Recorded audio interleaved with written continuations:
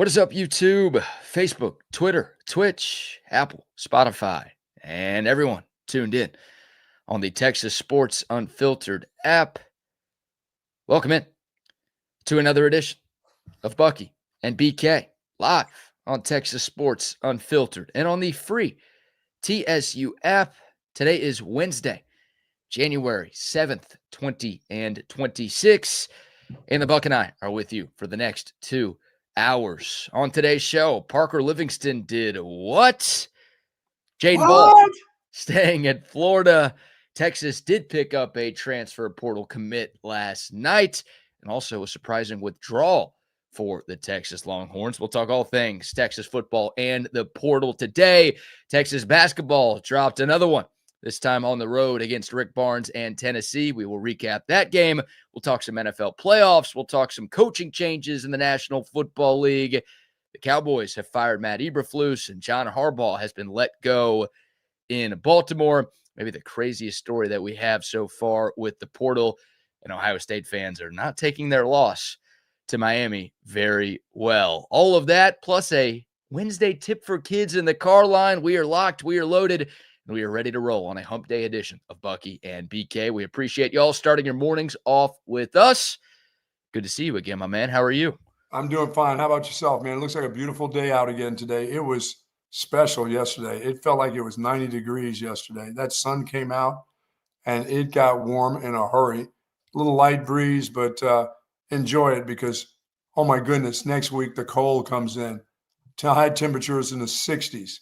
That's awful. Is that cold? Yeah, that's cold. You damn right that's cold. The lows 38 and 40. Yeah, the lows are cold, and so are the highs. I could agree with you on the lows being cold, but I don't know if 60 qualifies as cold. Yeah, and sunny. We won't get. I thought we'd get rain on Thursday. I think it's going to be more towards Friday or Saturday. So you got a couple really nice days in the high 70s still over the Today will be in the high 70s, almost 80 degrees again. That sun came out yesterday, BK. It was warm now. I had like this little light jacket on thinking, oh, maybe I need a little windbreaker on. Oh, my God. Teed off at noon, and it got just steamy warm. The 80s did feel like the 90s yesterday. It was humid, too. How'd you shoot? I shot 100 on the nose. And I'm like, come on, man. Cut me a break here somewhere. You couldn't make one more putt to get to double digits? Dude, I had a birdie putt. I got a putting green. I had like a 6-foot birdie putt, little left to right break, just perfect. And I cut the ball in there and then hit the side of the hole and lipped out for par. Oh, at a par 3, I was so down. That's tough. I was so down. That would have helped. But I had too many. I had 2 triples yesterday that were just ridiculous, playing at Lost Pine. It's just, this place is so long. Yeah, it's not a great course for your game. No, it is not. You're hitting driver, 3-wood, 7-iron in. I mean, it's like, come on. Even moved up. It's just a long place. It was in great shape. It looks fantastic. The fairways are nice. It's beautiful out there. All the wildlife running around, but my goodness. And, I was trying to get my steps in, and I walked a lot yesterday. It was like, dude, it's hot. Get back in this cart. But it was good. It was good. I was glad to be out there. Oh, and by the way, my cat came back, y'all. Yo! Cat came back.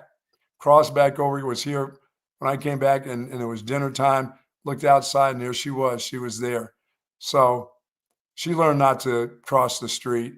I thought somebody may have brought her inside. Some little kid that's on vacation sees that cat, and they bring her in the house, and for like a day and a half, it's cool. But then that cat starts wanting to be an outdoor cat and scratching and clawing at the furniture. They probably then let it out. All it needed to do was get out. Now that's not the miracle. That's not the miracle of God right there. That's not like the clicker. The clicker is a total miracle. Cat coming back's not. Just cat being a cat. The cat came back the very next day. Yeah. The cat came back. It was gone for over 24 hours. It was almost 2 days of missing. The clicker was the miracle. Yeah, finding your, what was it, your car keys? It was my garage clicker. Your garage door opener? Yes. Finding that in your car exactly where you left it is not a miracle at all. this is common sense, but to you, for some reason, that continues to be God's greatest work. One of the great works for me in my Oh. lifetime of just check that spot 30 times, same exact spot right there, and there it was. And it wasn't my wife playing a trick on me either. It was just a miracle. Cat coming back's not a miracle. And that's just a I cat don't know. being a cat. Yeah, I don't know if God does cat miracles. Cat's just being a cat. I feel like I've seen some cat miracles in my time. Have you? Yeah, you heard about cats that have gone like 200 miles to get back to its owner somehow, some way the cat gets back. I've seen some cats that I just couldn't believe. Really? Like, this must be a miracle of God. I can't believe this creation is as good as it is. Yes, that cat is something special. It really is. You are something too. Is that your tip for kids in the car line today? Oh man, I got a great tip for kids in the car line. Good morning to the soldiers at Fort Hood, Texas. Also the soldiers in the state of Texas and all those that fight for us each and every day. EMS, police officers, thank you so very much for what you do to help us. We do appreciate it. To you and your families, please be safe out there.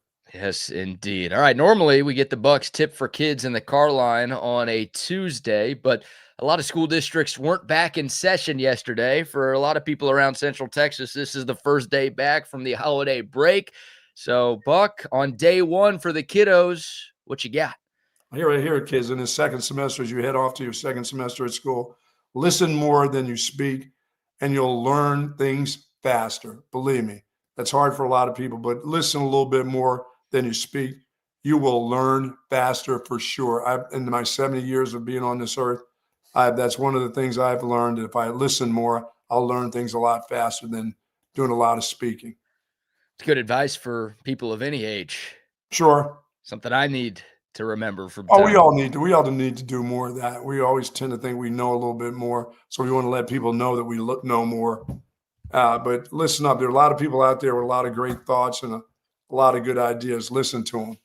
Mm-hmm. Check it out, and especially you kids. You always think you know more. Oh, kids always think they know everything. Pretty smart, these kids. Especially nowadays. They're also kids. They're dumb. With their smartphones where they get access to all this information. Sometimes overload. Oh, man, they think they know more than we do. Nah, they're kids. They're dumb. They're kids. They're dumb. They cross the street. Quit crossing the street. We got some more Sean Miller sound to get to. Nothing as epic or as viral as his comments from Saturday night following the Longhorns' SEC opening loss to Mississippi State. But this group's got a lot more losses in them. They're going to play even better teams than they're playing, and they are physically weak and anemic and need a pint of blood or maybe 2 pints. Tennessee's very good. You know, I know they're only ranked number 21, but that's a team that has only lost 5 home games total in the last 5 years. They've got the second best home record in college basketball in that span. So it's not easy to go into Knoxville and beat Rick Barnes and company. And yeah, I mean, this Texas team they were not really competitive from like the midway point of the first half on. And look, Texas was a double-digit underdog. I don't think too many people had a lot of confidence that the Longhorns had much of a chance. But yeah, they got beat by a much better team last night. There's no doubt about that. When your 7-footer has 1 rebound and 4 points, and your point guard has 0 points, that's going to be a problem for your team. You want to start with some Texas basketball today? No, yeah. And I'll start out by telling me about this Jordan Shipley accident of yesterday. That sounds horrible. Yeah, prayers up to Jordan Shipley and the Shipley family. Jordan apparently suffered an injury on his ranch yesterday. In the hospital in stable but serious condition. His family released a statement last night. And I haven't seen an update this morning, but if anybody has something, please let us know. But the Shipley statement last night posted on social media said, quote, Jordan was involved in an accident this afternoon near his hometown of Burnett. The machine he was operating on, his ranch, caught fire, and although he managed to get out, it was not before sustaining severe burns on his body in the process. He was able to get to one of his workers on the ranch who drove him to a local hospital.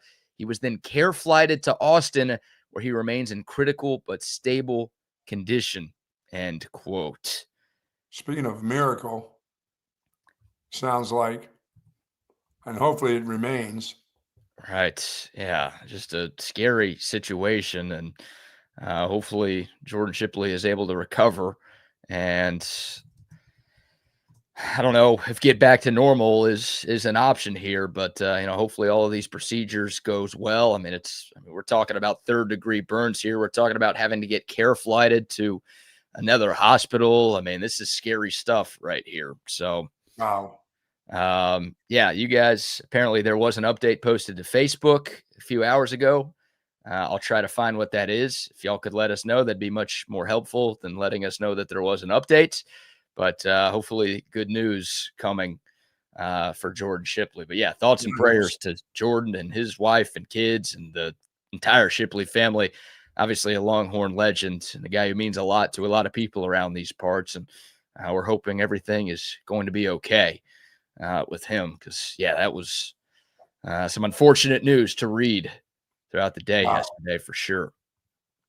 Man, oh man, that's you're out there in your machinery and nobody's around. Sometimes you just out there working on your ranch and everything's going smooth, and next thing you know, you're looking for somebody to get you to a hospital and then star flight you from there. Wow. Mm-hmm. Yeah, thankfully he was able to go find another worker on the ranch who, again, was able to drive him to the local hospital there. Yeah, I mean, thankfully there was somebody there to make sure the situation didn't get worse. But wow, yeah, again, a horrifying situation. So thoughts and prayers to Jordan and, again, the entire Shipley family, and try to give you all some more good news if we get it. Our guy CB says check the text line. So I'm checking the text line for the latest.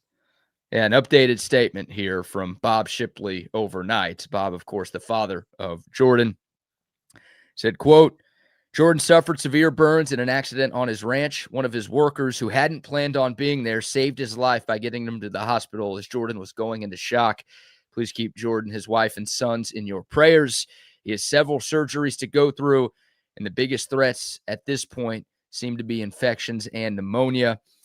If you don't believe there is a God, I pray that you search him out and find him. He is the great I am. He's obviously not finished with Jordan. Thank you for your prayers. They're appreciated more than you can ever know. End there quote. You go. So, again, prayers up to the entire Shipley family. I was very fortunate to spend some time with he and his wife on a cruise a few years back, which was kind of neat. I mean, I know she was a singer. She was singing and trying to get into the country music business and stuff. And Jordan was along with her, and they did some stuff on the cruise. It was fabulous. Just a good couple people, and fun to be around. Yeah, got a chance to meet Jordan a couple of times, and yeah, just a great dude. And obviously, again, a Longhorn legend on the field, but an even better guy off the field, and a guy who continues to be a great ambassador for Texas football and the entire University of Texas program. And yeah. You know who's not a legend? Who's that? Dartmouth. Dartmouth is not a legend. No. I kind of wish Dartmouth ended up at Dartmouth. What in the hell? So let's get to that here as we transition from, one of the great wide receivers, maybe the best wide receiver in Texas football history, to now a guy who might be the most hated wide receiver in Texas football history. That's Parker Livingston, who, look, Longhorn fans were already upset last week when Livingston announced that he was transferring, right? He was a fan favorite, just finished his redshirt freshman year. People were excited about what he was going to do in 2026. And of course, speaking of Shipley, right, everybody was making the Colt McCoy, Jordan Shipley comparisons to Arch Manning and Parker Livingston, right? Roommates and best friends and the quarterback and wide receiver. And I think everybody was excited about the potential of those guys in their second years as starters at the University of Texas. And then a day after, Parker Livingston helps Texas beat Michigan in the Cheez-It Citrus Bowl. He enters the transfer portal. Then he releases that statement where he insinuated that Texas kicked him out. And then, talk about pouring salt on the wound. How about committing to Oklahoma, Buck? Yeah, I mean, is that who really wanted him just to stick it to Texas, the group from Oklahoma, or did he want to stick it to Texas by going? Either way, that's just I just can't. I couldn't do it. I don't care where I had to go. I had to go somewhere else. I couldn't go to A&M or Oklahoma. That's just rude. we see this happen with coaches a lot. I mean, Chris Beard is a great example. Jim Schlossnagle is a great example, right? Obviously, Texas has been a part of this, and we've kind of been on the beneficial side of this, where coaches overnight, I mean, drop of a hat, blink of an eye, whatever expression you want to use, they can go from beloved to hated the snap of a finger just by a decision they make, right? Yes. It doesn't happen that often with players, but in the span of literally 7 days, like last week is when Texas played Michigan in the Cheez-It Citrus Bowl. It was literally 7 days ago, December 31st, last Wednesday, where Parker Livingston was on Texas. He was loved around here. And then 7 days later, I guess it was 6 days later, because he announced his decision yesterday. I mean, talk about a total 180, going from fan favorite to immediately loathed by an entire fan base. And it wasn't a guy that was getting in a couple snaps. It was a guy who was playing, who was delivering some good stuff for the Longhorns. Wasn't the greatest of all receivers, but that dude was going to be playing. I don't understand. I don't know if I can't see it being money to go to your rival like that, because I mean, is that a kid from this town? No, I mean, he played some of his high school football at DeSoto and then played at Lovejoy. Oh, okay. But yeah, I don't know. I think it was about money, Buck. I mean, Texas offered him a nice deal, even though he released that statement basically saying Texas forced him to leave. Well, Texas offered him a good 6-figure NIL deal, but I don't think it was as much as Oklahoma offered. So that's why he left. Well, he talked about that they forced him out because it sounded like he didn't get enough playing time. I mean, come on, Dartmouth. I mean, I just don't know why you go to that place. I have a hard time figuring that out. Well, it is not, like you said, it's money. Well, there are also some reports, and I think we talked about this a little yesterday, and I heard this as soon as Parker Livingston entered the portal last week, is that he wanted to go to Oklahoma out of high school. And, I think Parker Livingston was offered by Oklahoma, but he broke a bone in his foot during the second game of his senior year of high school at Lucas Lovejoy. And I know a lot of schools around the country either pulled their offers or stopped showing interest in him after that, right? I mean, that's how it goes. It happened with Emmett Mosley, right? Emmett Mosley in his last year of high school got hurt, and a lot of schools that were previously interested kind of got nervous, and he ended up going to Stanford before transferring to Texas. You will see a lot more of that. That Sure. Didn't used to happen. For a while, that stopped happening. A kid would hurt himself in his senior year, and you'd honor the scholarship and say, "Oh no, we still want you. You'll rehab. You'll be fine." And now in the money days, it's like we don't want any damaged goods. Right. So I don't know exactly what happened with Livingston in terms of whether or not Oklahoma pulled the offer, or if, Jeff Lebby, who was their offensive coordinator at the time, just kind of stopped recruiting him after that. Yeah, I sound like I'm trying to give him a soft landing, but there is no soft landing to this one. No. I mean, it was not handled well. It's already an annoying decision. Again, it's one thing that he transfers. That sucks. It's another thing that he blatantly lied about the school on his way out. And then, again, the salt in the wound, the twisting of the knife, if you will, is him going to Oklahoma. Like, if he transferred to Indiana, he visited Indiana over the weekend. If he just ended up there, then all right, it sucks that you lose him, but cool, fine, whatever. Indiana's a really good program now, and he probably got a raise, and that's fine, no big deal. If he transferred to USC, if he transferred to Arizona, if he transferred to like TCU or something, like 99.9% of colleges around college football, I think most Texas fans, again, they still would have been upset because he's not here, but it's like, all right, no big deal. Yeah, two places he couldn't go is OU and A&M. Right. To go there? Seriously? To go there? Come on, man. I mean, what are we calling? He's Parker Deadston to me. He's no longer Livingston. What's up with Arch Manning? Come on, it's your roommate. You can't talk a guy that you play catchy catch. They play catchy catch all summer. Not enough catchy catch. That's the problem. Not enough. What are we calling him? Judas Livingston? Benedict Livingston? We'll have somebody to boo. Darth Parker? That is crazy. I'm telling you, just throw him up there with the great traders of our time, because that's what he is. And you're right. October 10th. Look, Texas OU is always circled on my calendar. Yeah, he was their sloppy seconds at Oklahoma. They coming Yeah. back a second time. Hey, now that you're okay, Hey, we'll take you back. If I'm Oklahoma and rumors are that Parker Livingston's getting paid $800,000 to go to OU, if I'm Oklahoma, I would pay that much just to try to find a way to beat Texas, right? Even if Parker Livingston doesn't play a snap for me, I'm so mad that my rival keeps kicking my ass that, hey, man, if you could give us some intel, like tell us what Steve Sarkisian is doing so we can, I don't know, maybe score a touchdown against those guys. Well, he won't be able to tell him much about Sark right now because Sark, remember, he was doing so much on the defensive side. Offensively, he wasn't working that hard, but now he's got a defensive head coach. Well, he's working hard enough to kick Oklahoma's ass in back-to-back years. Yeah, that's for sure. 3 of the last 4. So they're no good. They're Oklahoma. If I'm OU, any Texas player who's in the portal, I'm like, you know what? We'll pay you $1 more than anybody else just so you could tell us. I did think they were going to get Trey Wisner for some odd reason. Yeah. Thank goodness he didn't go that route. That would have been even tougher. Yeah, with Trey Wisner, again, I think a lot of Longhorn fans, myself included, a little sad that he's gone, but he transferred to Florida State. Totally different conference. Texas won't see him again. Not a rival. It's all good. Wish Trey Wisner the best. That's how it's supposed to be. But that ain't how it is. You don't like these traders. You don't like them. No, nobody likes these traders, man. It's crazy. 7 days ago, he was helping Texas put a cap on a 10-win season. Now you got fans burning his jersey, ripping up trading cards, and bad-mouthing the guy like he's a felonious criminal.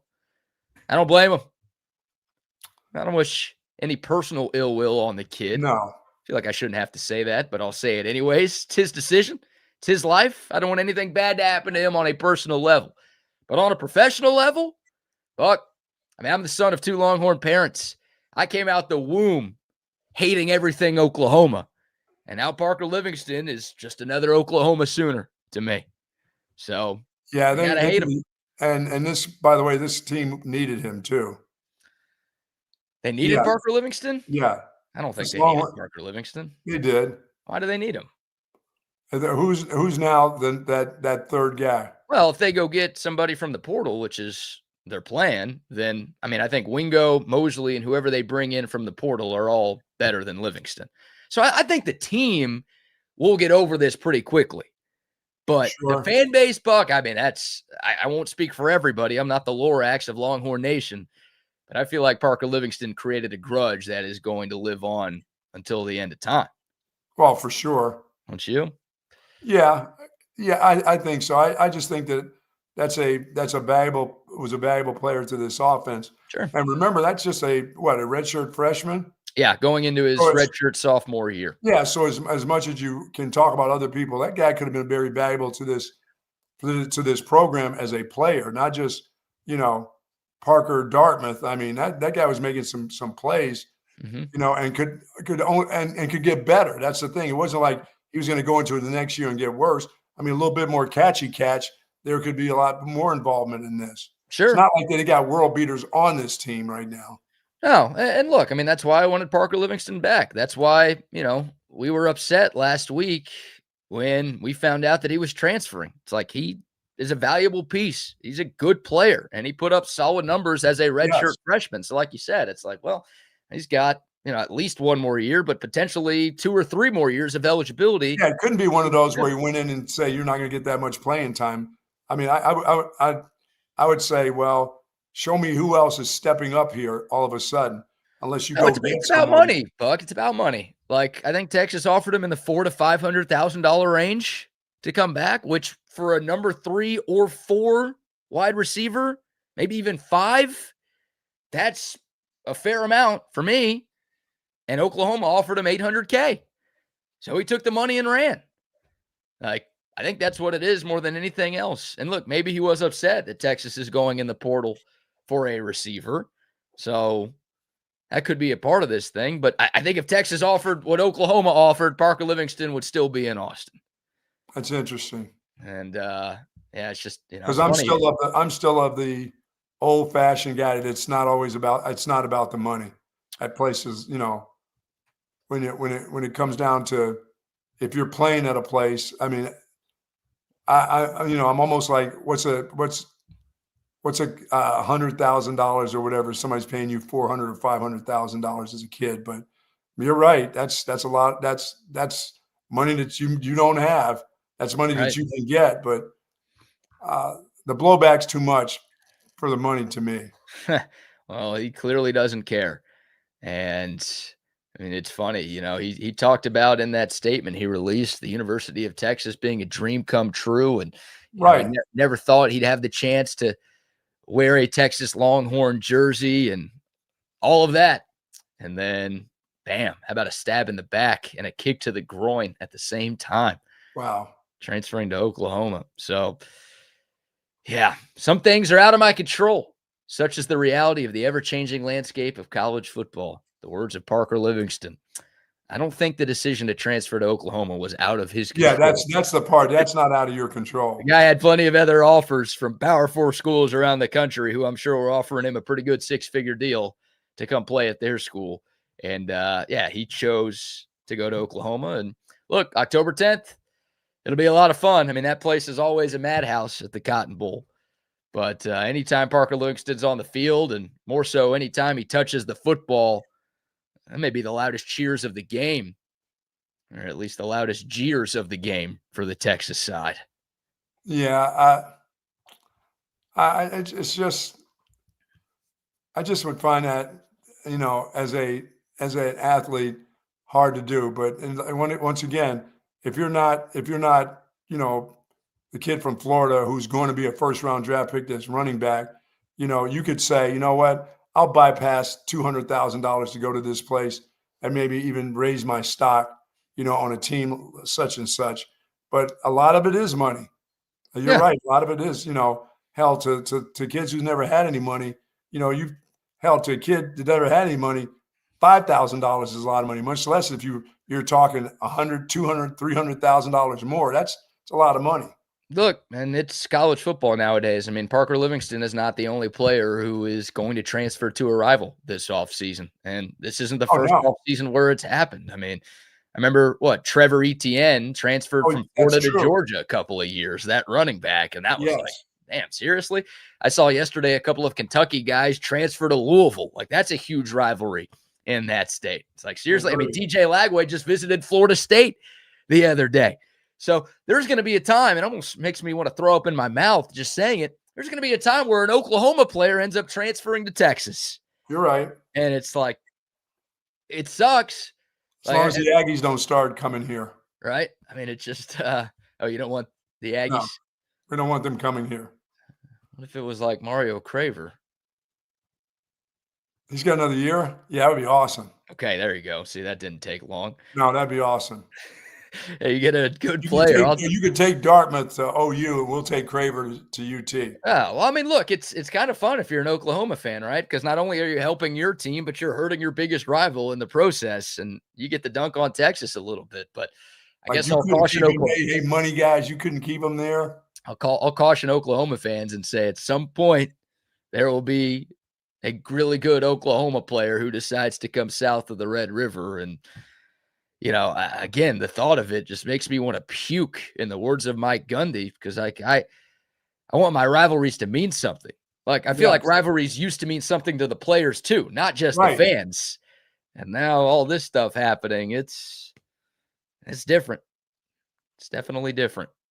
Come on, catchy catch. What's the deal? So your boy Dartmouth is headed to Oklahoma. He's not headed to New Hampshire. Not going to Dartmouth. Not really headed to Dartmouth. He's going to OU. He's going to OU. John Mateer will be throwing him passes, wobblers. Yeah, John Mateer will be throwing 10 yards over his head. Yes. But he will be trying to throw him passes. Yeah, you're right. He could end up at A&M, and that dude will be throwing it over his head. Right. Setting him up to get butchered. That's crazy. All right, so we'll take your thoughts again. I mean, it happened within like a 10-minute stretch around lunchtime yesterday. At first, it was Jadan Baugh announcing that he was staying at Florida. We'll talk more about that decision and where the Longhorns pivot at running back in a second. And then, again, 10 minutes later, Parker Livingston announces that he's transferring to Oklahoma. So it was a double dose of brutal news for Texas fans. Well, move right along to your running back because that seemed like it was getting to be a long shot anyway. Yeah, all right. We'll talk about that story in a second. And again, what the Longhorns are planning to do now that Jadan Baugh is off the market. But before we shift gears, Buck, how about our first round of sponsor shout-outs? Folks, if you're seeking a specialized patient-focused orthopedic care, contact our friends and the experts at Texas Orthopedics. Their physicians offer comprehensive surgical and non-surgical orthopedic care for children and adults, spinal care, sports medicine, trauma care, joint replacement, rheumatology, and more. Dr. Christopher Danny, Dr. Christopher Stockton are dedicated orthopedic surgeons there, and their goal is to get you right back into good health and the great quality of life that you deserve. Texas Orthopedics is the largest independent orthopedic practice in the state of Texas. So when those knees, ankles, hips, shoulders start to bother you, go to txortho.com. Yes, indeed. Love Texas Orthopedics. Also a shout out to our friends at Audio Visual Consultations. Our man, Tom McKay and the crew at AV Consultations. They've been hooking up Central Texas since 1988. They can do the same for you. I've got the 4 TV setup in the other room, and you'll see these 2 TVs behind me every morning. If you're watching the show, they look great. There's no wire sticking out. They're perfectly aligned and balanced. That's the work of AV Consultations. I couldn't do that. If you hire some jabroni on TaskRabbit or some app like that, they can't do this caliber of work. AV Consultations is the best, and they do everything. I didn't go buy these TVs and then call them. No, they get better prices than I can get because they buy in bulk, and I don't. They can do the same for you. So if you want a bunch of screens on one wall like I have, if you want the 85-inch screen like the Buck has, if you want that home theater room with the badass surround sound speakers. Oh, yeah, it's not just TVs. They do speakers. They do whole home lighting. They do surveillance systems. They do everything technology that could take your home to another level in 2026. All you have to do is give them a call, 512-255-8678. That's 255-8678. You can find out more information. Check out the gallery of projects that they've done on their website, avconsultations.com. And I did head over to Hat Creek Burger yesterday. Had that early morning burger. And yes, I was full. Somebody said, that's quite a load there. And it was. I did not have the milkshake. That would have been overload, I think, for temperatures that seemed like it was in the 90s yesterday. But boy, they had that double with cheese. Oh, it was delicious. You know, they tried to, by the way, they threw the pickles in there on the burger. Do I have to just say with no pickles? Yeah. That's just the thing in Texas. I mean, for some reason, they throw the pickles on your burger. I had to slop them off and eat them individually, but that's okay. But that burger was so good.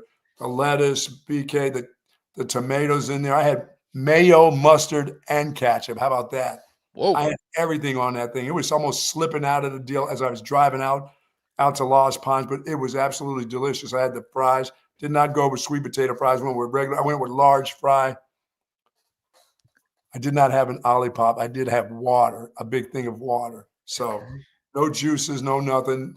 But man, Hat Creek Burger, that was absolutely delicious. You can enjoy that also. If you want a cocktail in the evenings, you can get that. They have margaritas at night at some of your locations. And breakfast starting at 7 a.m. The young lady said, oh, you could have had breakfast. I'm like, nah. Mama got me some scrambled eggs this morning. So I'm ready to go into some meat before I play golf. And then on top of that, I ended up having a taco after nine holes. I slammed a taco behind that. How about that? Yes. Yeah. The big man went after it yesterday. Yes, I did. But I love Hat Creek Burger. Thank you to the folks at Hat Creek Burger. I'll have the milkshake sometime this week. Their milkshakes are fantastic. Absolutely, man. Got to get you one of those. Shout out to our friends at Hat Creek Burger Company, the absolute best. And also a shout out to centextickets.com. If you're looking for tickets to any sporting event, concert, comedy show, festival, Broadway show, you name it, only one place you need to look. That is centextickets.com. The Texas women's basketball team back in action tomorrow night at Moody Center. Plenty of tickets available. I'm looking at their website right now. You could buy them at centextickets.com. Hey, if you want to check out a Spurs game this year down in San Antonio, how about Spurs-Lakers tonight, Buck? You want to be there? Sure. You can get your tickets at Centex Tickets. Don't forget the promo code, Centex10. You're going to get 10% off of any ticket purchase. All you have to do is type that in right before you check out, and it's that simple with our friends at centextickets.com. Bussy must have forgot somebody. Bussy went back up the street here. It's kind of late. Hey, first day of school, maybe people forgot that, they got to go back this morning. Some kid was trying to push it off till Thursday. Bussy turned right around and come back now. That is so good. That is so Are good. they out? They've been coming through the apartment. They've been coming through. Yep, it's time. Since Monday. We had at least one district around here start on Monday. So the kids are back, and congrats to you parents for getting your lives back. Yes, indeed. That's big time. Now it's back to yoga class. Back to yoga class. Oh, for you, you're going to be watching? Some moms will have to get back to yoga class and the food channel and stuff like that. All right. Not all of them. You've scouted out the best yoga classes in the city? No, I have not. I tried yoga once, BK, and it was so bad I went. And then my instructor, after I had one class there, decided they were done, teaching yoga. And then they had this advanced dude trying to do all kinds of weird things. You can do this. Come on, give me 15 more seconds. I was like, no, dude, I can't give you 15 more of anything. Seconds, minutes, inches. No, I'm done here. Dude, I'm all twisted. I'm all twisted up, mister. It's so brutal. Like, I don't know how people like doing it. And they have, by the way, don't tell me that those women, if you're a guy in there, they look down upon you if you can't do stuff. It's like it was supposed to be one of these medium classes or beginners classes. And I could tell they were looking down at me. You can't do this. You can't sit simple doggy down or whatever it is, doggy up or pony up or whatever that position is. And I'm like, no, I'm having trouble with it. Can we do another version of it? They're looking down on me and they're thinking poorly of me. I could tell. Downward dog was giving you some trouble? Yeah, a little downward dog with my back. With my back, you still have to be careful. Can't have anything snap there. Or upward puppy or whatever they were trying to do. I'm like, hey, don't look down on me, ladies. Are you sure it was yoga and you're not talking about doggy style for something else? No. Downward puppy. It was awful. Oh, my gosh. When was this? It was probably about 8 to 9 years ago. I actually attended a class because, that's how you really keep limber. You go to those classes and you put up with the humiliation. I couldn't put up with the humiliation. Was it a hot yoga class? No, it wasn't goat puppy yoga. It wasn't that. Just a regular class. And I thought I was going to be a part of it. It would take a lot of money to get me to do a yoga class. Just one? Just one. So you couldn't do that 3 times I've done it before, like back when P90X was a thing, that like at-home workout thing. One of their classes was yoga, and I did it at home a few times. And dude, it sucked so bad. I dreaded yoga day. And I was embarrassed at home by myself, nobody around. I'm like, there might be someone looking through the window watching me right now. God. There's no way I'd be willing to go out because I'm just not that flexible, dude. I would fall down. Oh, no. I'm the guy who falls down. So I'm not flexible at all. And I got so many things in these body parts now. They've taken out stuff and put in allegedly new stuff that mechanically, when the doctor tells you that knee is going to be just like it was before, better than before. I love when they tell you it's going to be better than before. I'm like, there ain't nothing better than before, mister. I'm out on that. And it's not going to be. Yeah. I think 4 figures is what it would take me to do a yoga class. Yeah. I was really embarrassed. They made me feel bad. You could hear them like giggling behind you and shit. I was like, this is not good. I'm not coming back to do this again. And you know what? I really was coming back to do it again, but then they told me, we have a different instructor. And that dude started out in the 10 minutes of it's supposed to be like beginner's yoga. And he was like, I'm an expert. Let me show you how you twist your ankle backwards and stuff. I'm like, dude, I'm out of here. Were you single at the time? I was. There you go. Well, it's a good place to pick up chicks. Probably why I was there. Yeah, it's a good place to pick up chicks, but I feel like it helps if you're actually good at doing the once they see your body parts move, they're like, I don't want anything to do with this old fool. Hey, maybe they think they can fix you, Oh, that's what I was looking for. I was looking for a fixer-upper. Yeah, women are always looking for a project, so you could have been the project. Awful. Oh, man. All right. I'll tell you who the project is that basketball team. My goodness. Yeah, we'll get to that a little more in hour 2 and some sound from Sean Miller's post game, but do want to talk about the Texas running back situations. Yeah, we mentioned we were going to go there. Yeah, around 12 o'clock yesterday, Florida running back Jadan Baugh announced that he is staying at Florida. He was the Longhorns' top running back target, second team All-SEC in 2025, ran for more than 1,000 yards this season. Of course, the Longhorns hired Jabbar Jalouk, who was Jadan Baugh's former running backs coach at Florida, but unfortunately, Jadan Baugh did not follow Jalouk to Austin, and he never entered the portal. It's not like, oh, he entered the portal and withdrew. It's, Florida was able to continue having conversations with him, and their new coaching staff was apparently talking to him every single day. And obviously the Florida collective paid up and did what they needed to do to keep Jadan Baugh around. And, with each passing day, really with each passing second, Buck, it felt less and less likely that Jadan Baugh was going to leave, but there was still that glimmer of hope. Like, okay, he hasn't come out yet and said he's staying at Florida, so maybe Texas still has a chance. Oh, that was the case when we were talking to the people yesterday, but it is no longer the case today. Yeah, the money did the talking there. I think so. And look, moving sucks, right? Like, if you're getting offered, Parker Livingston maybe got his salary doubled at Oklahoma. If you're getting your salary doubled, might be worth moving. I heard a week ago that Jadan Baugh was getting offered like $1.9 million to stay at Florida. Yeah. Like, Texas wasn't going to offer him 3.8. I don't think Texas was going to offer him like 2.5.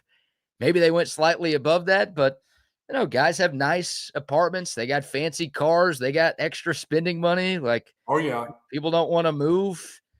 He's signed and committed to Florida for a reason. He's been on that campus for the last couple of years. That might have been it. It's not going to hurt. It's not going to hurt his value. That guy's going to be a first-round draft pick at running back. So it doesn't matter if they win 2 games or whatever. That guy's good as long as he stays healthy. I think that's sort of the thinking for Jadan Baugh too. Like, he is so confident in his ability. He's like, yeah, I know Texas is probably a better program right now, and we're 4-8, and we've got a new coach, and there's some transition. Oh, by the way, we beat them. Yeah, but they're not better than Texas. It's not a better program than Texas right now. No. So I just think he believes, like, dude, I can win here. Like, I was second team all SEC on a god-awful 4-8 team. We're probably not going to be that bad next year. So I'll just stay here. I'll make some money. I'll put up good numbers, and then I'll be off to the NFL. Is this group in Florida keeping a bunch of guys, or guys walking out of there too? It's a mix. They've lost a lot, as what typically happens when you get a coaching change, right? There's that natural attrition. Obviously, they're still looking for a quarterback. They've lost a couple of wide receivers. Oh, they have? That's the group that they've lost? Yeah, but they did keep Dallas Wilson, who is, that's the freshman sensation who was hurt. That's cost them a lot. Yeah, those 2 dudes. I think both of those guys, Wilson and Baugh, are 7-figure players. So, but look, you're John Summerall. You're taking over at Florida. Like, he ruffled a lot of feathers in Gainesville by letting DJ Lagway go. Yeah, he's on the hot seat, or with some fans, but with other fans, it's like, good. I'm glad you did that. That guy wasn't doing anything for it. He never was playing anyway. That was a risky move, letting a former top 10 recruit in the country walk. It would have been a lot worse for John Summerall if the number 1 running back and the number 1 wide receiver also decided to leave. Yes. So I think he knew that. I think Florida knew that. And look, there are already some Gators fans who are like, really? We hired another Sunbelt Billy. We really hired another G5 coach to take over. Yeah, I was kind of thinking that myself. Right. And it's like, it would have been a disaster for them if their quarterback, running back, and wide receiver all exited stage left. They keep their number 1 running back. They keep their number 1 wide receiver. And it's Florida. They got money. They got resources. They got facilities. And they ponied up and did enough to keep Jadan Baugh in the swamp. And they want to be good.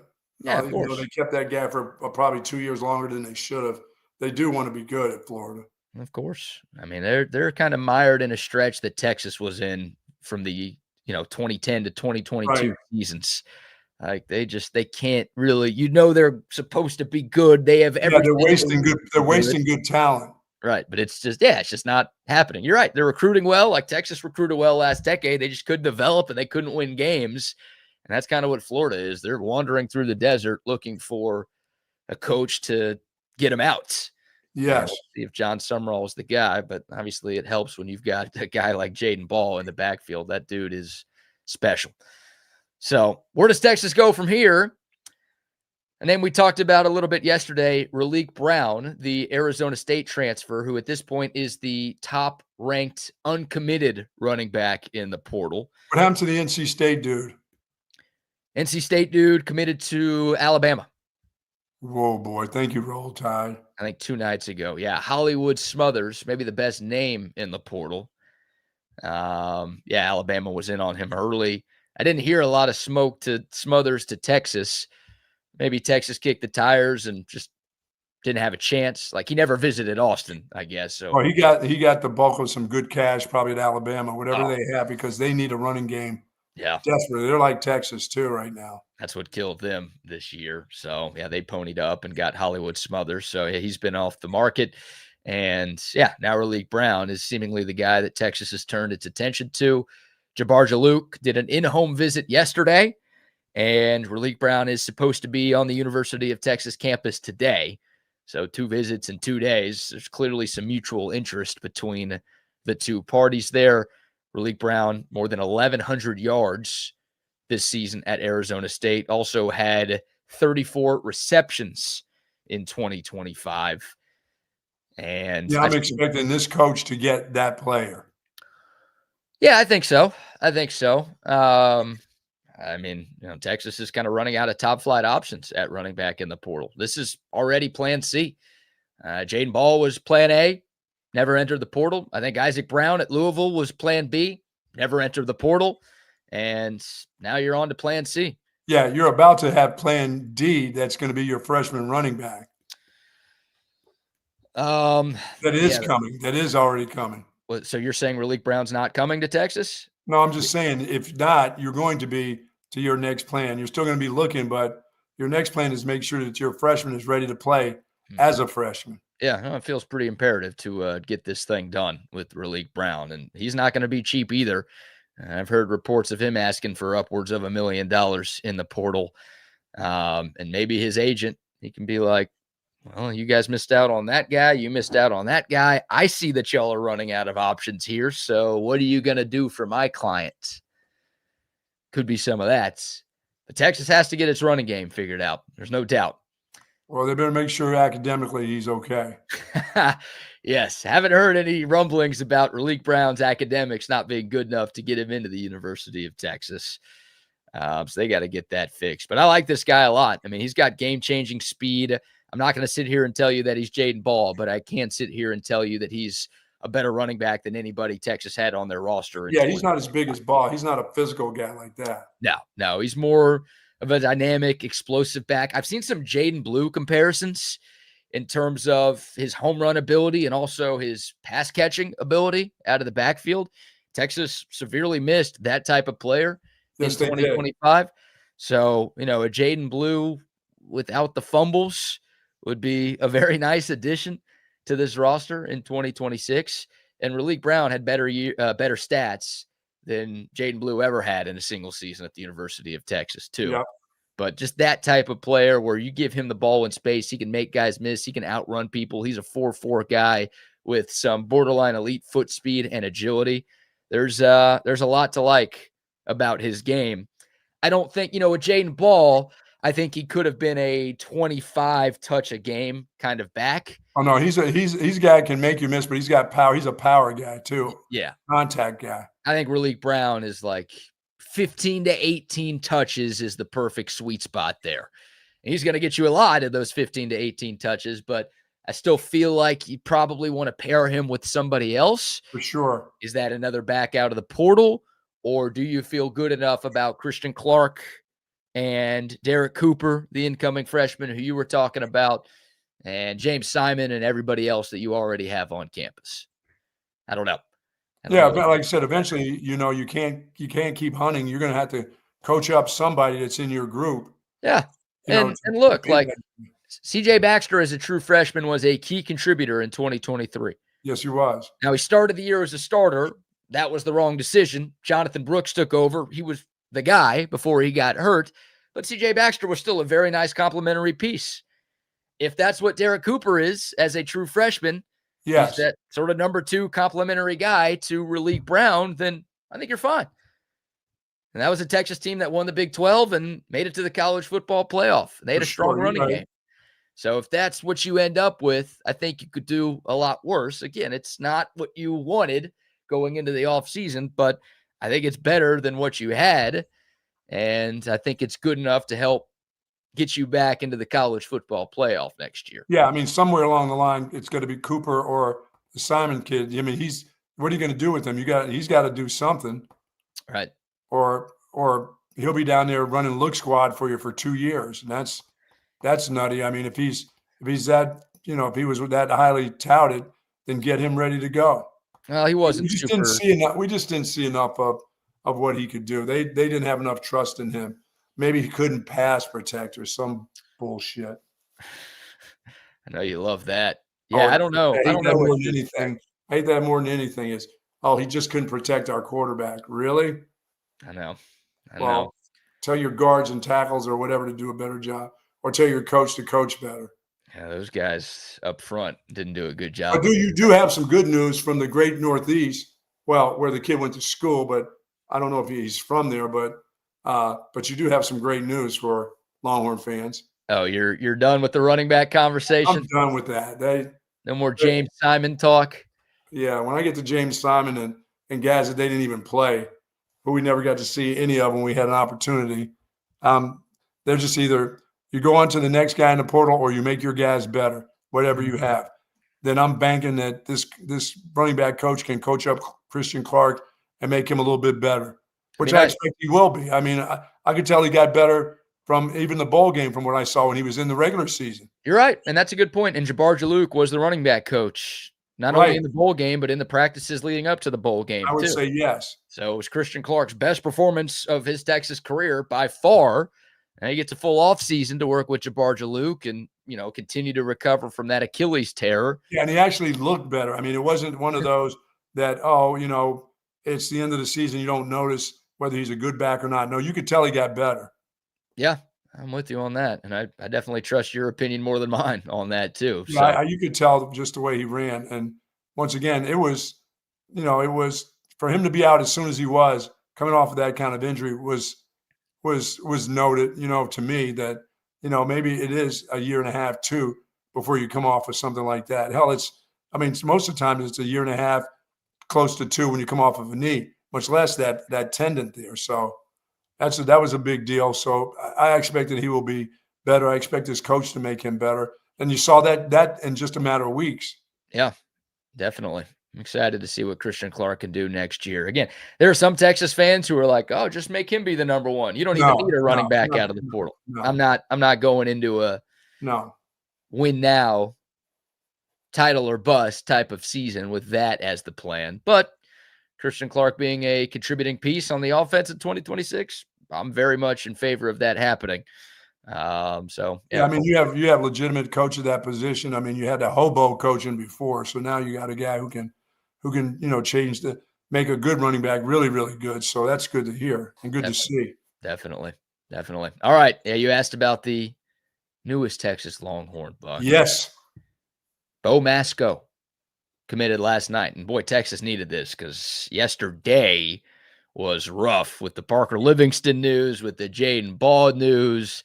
I mean, it was a rough few hours for Texas. Depressing would be the right word for it. And thankfully, before we went to bed last night, Texas picked up a commitment from Rutgers cornerback Bo Mascoe. Where's he from?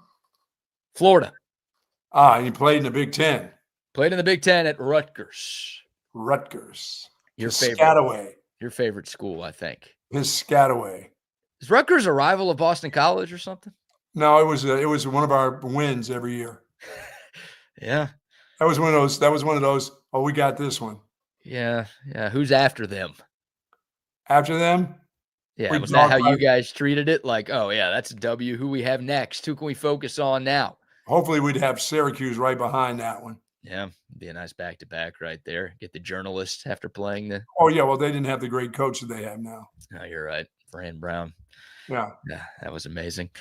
So Bo Masco is coming, the 4th-ranked cornerback in the transfer portal. All Big Ten honorable mention, started all 12 games for the Scarlet Knights this year. And you might hear Rutgers and want to change the station. But when we're talking about a corner, I don't focus on the team he played for. I think of the teams he played against. And this guy is battle tested. I mean, Rutgers played against Ohio State. They played against Oregon. They played against Washington. They played against a number of good teams in the Big Ten this year. And this guy was the number 1 corner, and he held his own. He was one of the highest graded defensive backs in the entire Big Ten conference this season, according to Pro Football Focus. Has logged more than 1,100 snaps in his college career, all of them at the Big Ten level. So, look, Texas, with Manny Muhammad departing, with Jalen Gilbo departing, they could have used some experience and a starting caliber player at that cornerback position, and they get one with Bo Masco. I like this pickup. Great. That's great news. And this guy, look, Bo Masco, he was recruited and signed by Mark Orfe, who's going into his 2nd year on the Longhorn staff. So that helps. Where's he from? And where's he from? Rutgers guy. He's another Rutgers guy. Well, that helped. I mean, does. If it makes you feel better, Bo Masco visited Ohio State the day after he visited Austin, and he chose Texas over Ohio State. Now you're talking. So I'm interested.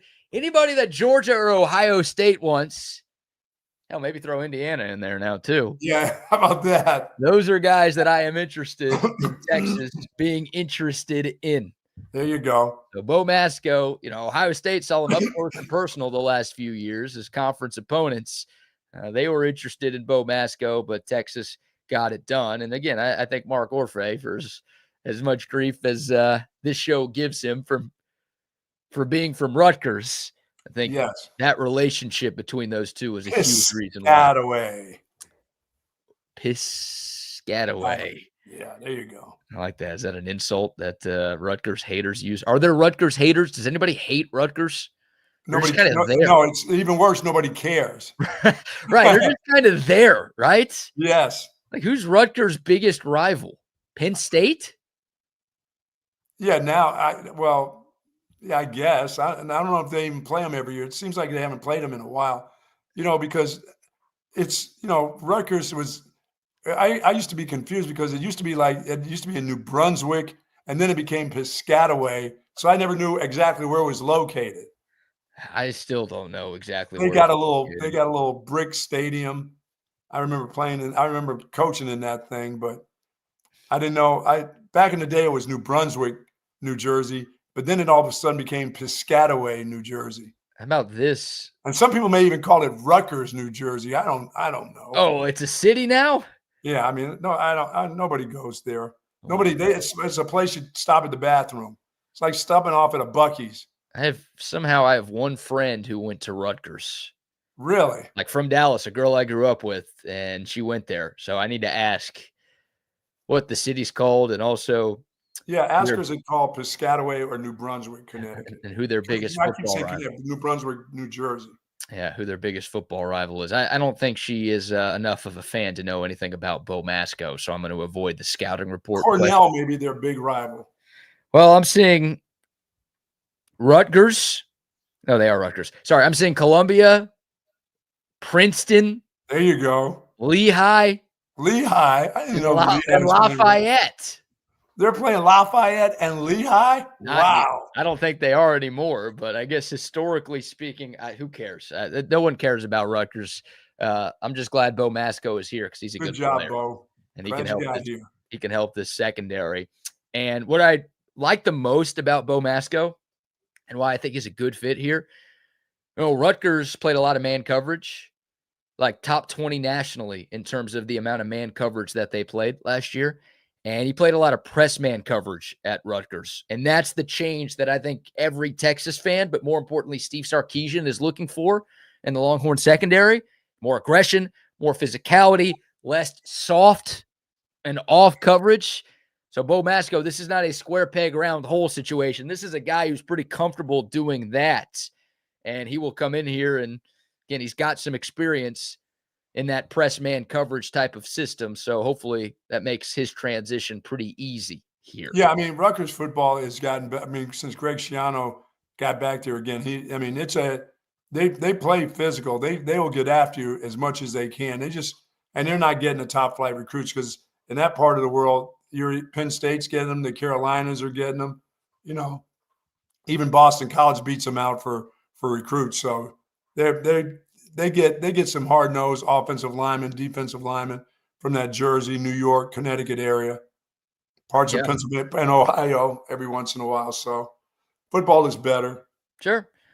I'm with you. And again, a guy with a lot of Big Ten experience. He checks a bunch of boxes to me. Playing in the Big Ten, more than 1,100 snaps, faring well against elite competition, familiarity with the Longhorn coaching staff with Mark Orfe. His style of play seemingly jives with what Coach Boom is going to want to do here. So I like this pickup. It was an area of need for Texas. They've got some talented cornerbacks, but not a lot of experience there. Again, with the two guys who are departing. So bringing in a guy who has been there, done that, again, to help you play, but also help maybe coach up some of the younger guys a little bit. Sure. I think this was an important need for Texas to fill, and I think they did a good job filling it. So my guy Sal says that it's still called they're in New Brunswick. New Brunswick. Yes, very nice. Thank you, Sal. Final answer. We're trusting Sal. We're going to trust Sal. Yeah, he lives in that direction. You know what? I trust Sal with my life. There you go. Any big decision I have to make, I'm now going to confer with Sal from New York. Shiano still didn't get that Penn State job that he's always wanted. Sorry. No, even though they went to their 15th choice with Matt. Yes, absolutely. Greg Schiano not high enough on the list. No. After going 5-7 at Rutgers this season. All right, so there you go. Bo Masco headed to Texas. The good news that dropped last night. Maybe you were asleep and missed it, but a big pickup at cornerback for Coach Boom and Blake Gideon and the Texas secondary. More Texas football conversation, including some other good news from the portal to talk about. Also, we got to get to some NFL chatter and a few more thoughts on Texas basketball's blowout loss at Tennessee. But before we shift gears. Oh, that was a mess. Yeah, a few more rounds of sponsor shout-outs. Folks, shout out our friends over at Relax the Back. Of course, back pain, neck pain, shoulder pain, hip pain. Head on over to Relax the Back store, folks. They do want you to be pain-free, and they embrace this holistic approach for a healthier lifestyle. And once again, over 25 years with my back, Relax the Back has helped me amazingly, really. Every day I get up in some sort of pain, so it's just the degree of pain I'm going to get. But if I'm not in this chair, I'm going to feel it even more. And this chair has been fantastic. They have all kinds of Tempur-Pedic pillows and mattress sets. They've got great zero-gravity recliners, Tempur-Pedic pillows for you. As I said, all the accessories, whether it's the vibrating ball or things that fit in your car, that fit in your car seat, they've got it at Relax the Back. Human scale office chairs, desk, accessories, and more. Two great locations. One is in the Hill Country Galleria across from Whole Foods. The other is up north at the Gateway Shopping Center right across the street from the Container Store. Live pain-free like the Buck at Relax the Back. If somebody's got some problems, give them the suggestions. Just go over to the store and check out some of the accessories. Maybe right now, this time of the year, you can't afford one of those recliners, but the accessories will help you out an awful lot too. I love the accessories that they have at Relax the Back. Yes, indeed. I love Relax the Back. Also, shout out to our friends at Covert Bee Cave. If you're in the market for a new or pre-owned car, truck, or SUV, go see our friends at Covert Bee Cave. You see Covert everywhere. It's that personal level of just feeling like it's a personal family interaction. The customer service, it's impeccable. It's unlike anything I've ever experienced buying a car. Over the 30 years that I've been buying cars from them, I feel like I know them and they know me. Covert's done an amazing job of making me feel valued. If you purchase a vehicle and you want to feel like you're part of a family, join the Covert family. Come and experience it for yourself. Covert, born and raised in Austin. Great. Yes, indeed. Love Covert Bee Cave. Yeah, they send me, I got my Benz from the Covert. I got a used car. My Benz, they send me a bunch of messages about, hey, they got one. It's a little bit nicer.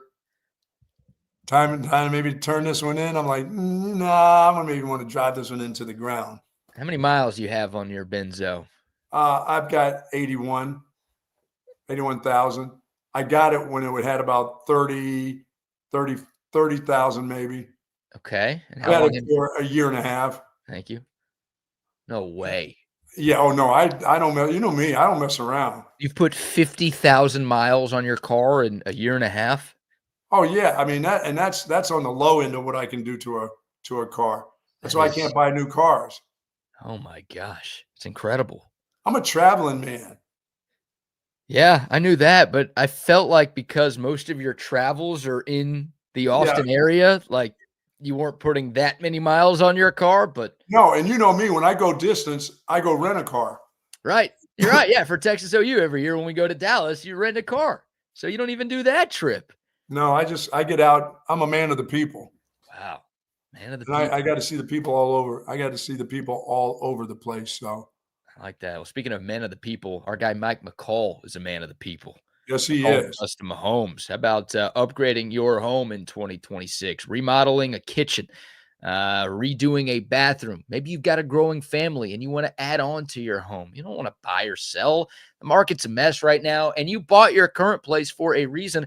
Why not make it better? You're going to enjoy the place you're living even more. And then maybe a few years down the line, when it is time to sell, hey, the value of your home will have gone up because of the TLC that Mike and his crew at McCall Custom Homes puts into your place. They're offering free estimates to TSE listeners. These guys are the best. Top quality at affordable prices. They're licensed. They're insured. They're A+ rated by the Better Business Bureau.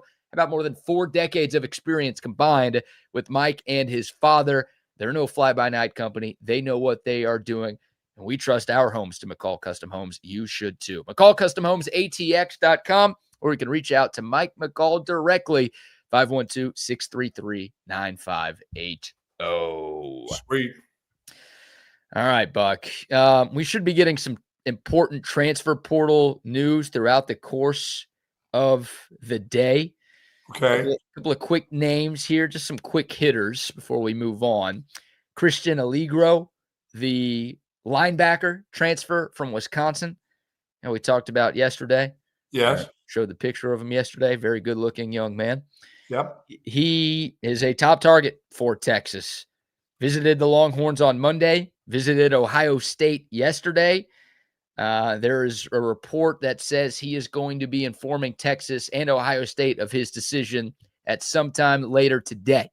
So I don't know if that means it will be made public, but I think Will Muschamp is very high on Christian Allegro. And I also think Matt Patricia, the defensive coordinator at Ohio State, pencil ear, I think he is also very high on this kid. So that's a name to be paying attention to.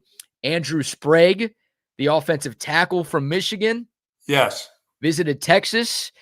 Also had a conversation with Kyle Whittingham back at Michigan. He apparently visited Missouri as well. And also reports say that he is going to announce a decision sometime today.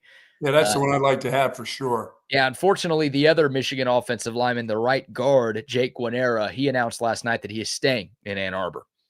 So, there was some thought that both of those guys might be a package deal. And if that's the case, obviously bad news for Texas that one of them has already chosen to stick around with Michigan. But the other guy has yet to make his announcement yet. So the Longhorns still have a chance. Yeah, Michigan ponied up. They got some of that Sharon money. He got some of that Sharon money. Yeah, they didn't have to pay him to leave because he was banging a staffer. He left on his own accord, that dope. And then he left on his own accord to go to that staffer's house and threatened to kill himself, allegedly.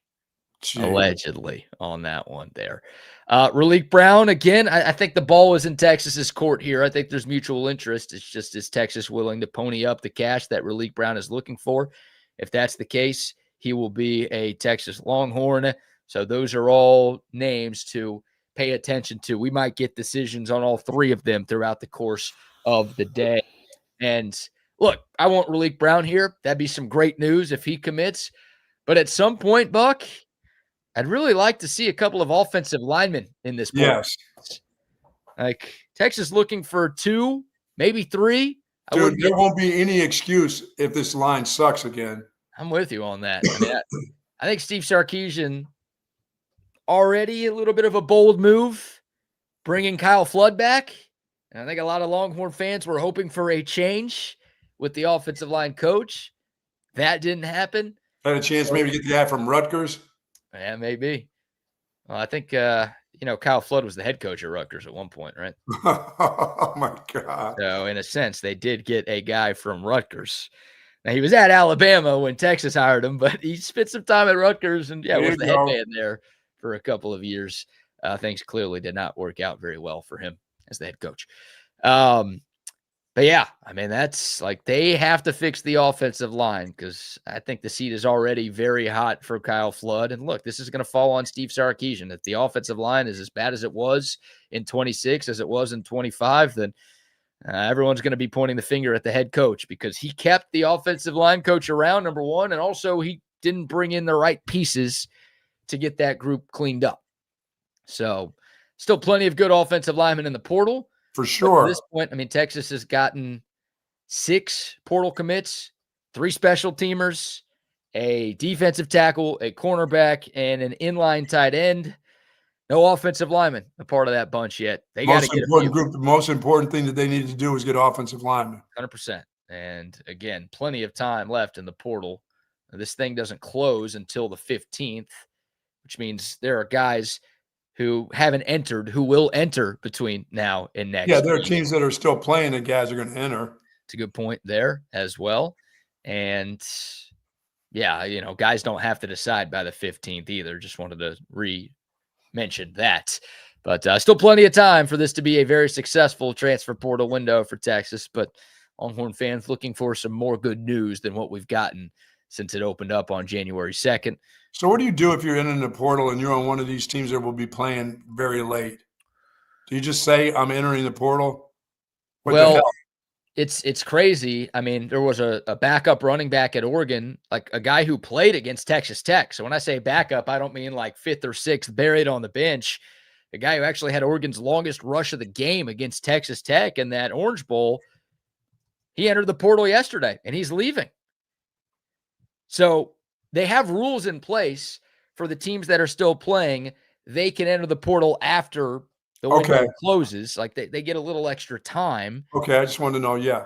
But, obviously every other team that's not playing, signing guys. They're signing guys. They're making their decisions. So it's like most people are going to have their roster pretty filled up by the time all of these guys. Yeah, that money will be gone. Right, exactly. The money's gone and you don't have as many opportunities. So it's, again, a huge problem with the college football calendar that guys feel like they have to make this decision. It's a total joke. Same thing with Lane Kiffin having to leave his team before the playoff. It doesn't make sense. And now you're seeing players. I mean, we've seen some at Miami. We've seen guys at Indiana. We've seen guys at Oregon. I'm sure we've seen it at Ole Miss too. Dudes are leaving the team when they're 2 wins away from a national championship. Yeah, that's rough. Total mess. So, yeah, they do have rules in place, again, to help with that, but it ain't helping enough. We'll see what happens there. Yeah, give me some offensive linemen, please. Some big ugly. Would love that. All right. Should we talk about Texas basketball? Yeah, we got to talk about that. I mean, we were talking about it a lot yesterday, and that display of physicality last night was really poor. You'd mentioned that early yesterday, that they just don't have a second to the big man. Well, the damn big man ain't the big man either, by the way. Guy ended up with 1 rebound and 4 points. Come on. Yeah. Texas falls at Tennessee, 85-71, the final score. The Longhorns drop to 0-2 in conference play, and the road doesn't get a heck of a lot easier with the next 2 opponents that the Horns have to go up against. But, Texas was down 15 at halftime. They were down double digits for the entire second half. They cut it to 10 at one point at about the 10-minute mark, but they never got closer to that. The deficit was as big as 23 at one point. I mean, there was, really from the midway point of the first half on, there was never a thought that anybody had that the Longhorns were going to win the game. And they got blasted by a much better Tennessee team. It was pretty ugly. And I'll say this. If you choose to punt on the season, we won't. We'll be watching. We'll still be talking about what happens from time to time. But if you, Texas fan, chooses to punt on the rest of the season, I will not blame you. You have my permission. Not that you really need it, but I'll give it to you anyways. Because this team is just not very good, Buck. And, I don't think their 2016-17 Texas bad. That team went 11-22 under Shaka Smart with the lottery pick and Jared Allen, by the way. Yes. Had a very nice NBA career. I don't think they're that bad, but, Rick Barnes had a 16-18 year in 2013. Like, they could be around that. Point is, this is nowhere close to a tournament team. So some people only start caring when you get close to the tournament. This Texas team is not going to make it this year. The last time the Longhorns missed the NCAA tourney was 2019. Obviously, there was no tourney in 2020. But the last time they missed in a year where there was a big dance was way back in 2019. And yeah, that's going to happen. It's going to be a long rest of the year for this group. They just don't have enough physicality. In this conference or any other conference right now, they got no dogs that'll go to the boards and do what they have to do, clean up the boards. You got a guard that's scoring 0 points and can't cover anybody. Yeah, Jordan Pope has had a pretty rough 2-game stretch, man, to say the least. I mean, he didn't give you much against Mississippi State, and he was even worse last night. 0 points in just 13 minutes. I mean, he got benched in the second half yesterday. And Sean Miller wasn't shy talking about it in the postgame. I mean, Modest Vocatitis only played 12 minutes, the big guy. Jordan Pope only played 13 minutes. Dalen Swain, who, of course, had 34 points against Mississippi State, had just 5 points on 3 shots. He only played 23 minutes. Like, he got sat on the bench in the second half last night. I mean, it's even the guys who are supposed to be your best players aren't giving you much right now. Yeah, your bench was better than your starters. Yeah, that's different than what we've seen. And look, Rick Barnes, we all know Rick Barnes. He's an elite defensive coach, and you could tell the game plan was to take Dalen Swain out of the game. They saw what he did against the Bulldogs, and they're like, okay, we're not going to let that guy beat us. So they doubled him. They attacked him. They put their best defender on him, and he just couldn't get much going. And I thought he kind of checked out after just struggling to find a shot. 7-footer that everybody was excited about got 1 rebound. He's 7 feet. Dude, I'm getting 2 in that game. You think you're getting 2 in that game? I'm getting 2. At 70 years old, there's going to be a loose ball that I'm going to get to first. Yeah. One is going to accidentally get tip, and come my way, and it's going to count as a rebound. I'll get that. But I'll go to the floor and get the other one. There's a 0% chance you can Come get on, 2 BK. rebounds 2 in an SEC game. Remember, I'm only there for the rebounds. I'm not there for the shooting. I'm not taking any shots.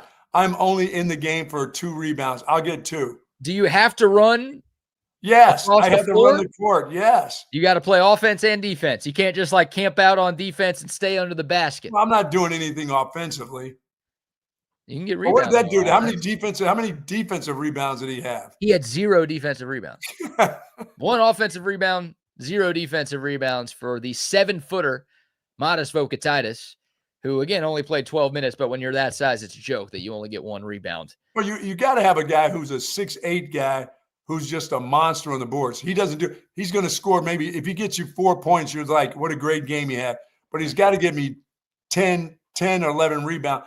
Don't they have that? They don't have that guy. They don't have anybody that's saying, I'm just going to the boards. They don't have a 4. They don't have a 4. It's something that we've talked about all year long. Like, they just don't have a power forward. And when you don't have that, it makes it imperative for your 5 to be a good rebounder and a good presence on the low block. Well, if he's not going to be a scorer, if he's going to get you 1 point or 4 points, then he's got to be a great rebounder. It's always the fear when a guy makes a jump from a place like Florida Atlantic to a place like Texas, right? It's any sport. Same thing with football. Sure. When a guy's making a jump from a lesser conference to the big leagues, if you will, you wonder, how is the game going to translate? Is he big enough? Is he strong enough? Is he fast enough? Can he adapt to this level? And Modest Vocatitis put up some really good numbers against the cupcake teams that Texas was playing. And he'll probably put up some good numbers against some SEC teams. But Tennessee, a very good SEC team, ranked in the top 25, he was a non-factor. He looked like he did not belong because those teams have guys as big as him, 7 feet, 250. Big, broad-shouldered dudes, yeah. But those guys are also athletic. And Matas Vokatitis is kind of a stiff. He's just not a great athlete. Doesn't have the quickness or the speed to hang with those dudes. So when he's going against guys who are physical enough to body him, but also athletic enough to prevent him from doing what he wants to do and also being able to attack him when they're on offense, then he's a liability out there. Yeah, and then they've got their defense that they've got enough defensive players. They let two guards or two, whatever they are, just eat them up over the last. I mean, the guy last night, nobody could cover that guy. Yeah. Josh Hubbard had 38 on Saturday. And look, he was 10 of 31 shooting. He was just jacking up a bunch of shots and kicking his legs out and getting to the free throw line. It was a pretty inefficient 38. Not the case with Jacoby Gillespie last night, who was, Tennessee's leading scorer. We talked about him yesterday. 34 for him on 12 of 18 shooting. He was 5 of 8 from three-point line. And he was incredibly efficient. You give him credit, you tip your cap. But also, Texas was going under screens on him. They were just setting a high ball screen, and for some reason, Texas was going under them, and it gave Gillespie clean looks from downtown. And he's like, all right, I'll take that. Thank you very much. Like, I don't know if that's game plan or just bad execution, perhaps a combination of both. And once again, I used to think it's 5-on-4 when Jordan Pope is on the court. And now it's like 5-on-3 when the big guys. I mean, it's ridiculous. Yeah. Well, let's get to a little bit of Sean Miller sound here. He's not happy with his team. Here's part of Coach Miller's opening statement last night following the L to the fake UT. There's nothing that's more important than effort. I thought that to some degree that came into play against Mississippi State in our last game, and I thought there were times, in spite of how good of a team Tennessee has, that we cooperated just with guys that just really didn't want to compete. In the second half, when we went with a certain group, man, I have a lot of pride in the fact that the score was 38-37. We keep deflections as a barometer. We ended up with about 29. Most of those came with that group in. And it wasn't always pretty, but I have no problem with the effort level and the togetherness of my team from about the 14-minute mark to 0 in the second half. And it wasn't pretty, and we didn't win. But when you establish that we're going to play hard, and what we talk about as the coach you have to do, I think that's the starting in the building blocks of hopefully one day building a foundation like you guys have here at Tennessee under Coach Barnes. So we're only in our second game in the SEC. We're not a very good team. We have a long way to go. But what we have to do is we have to be a team that's connected and plays the game with great effort.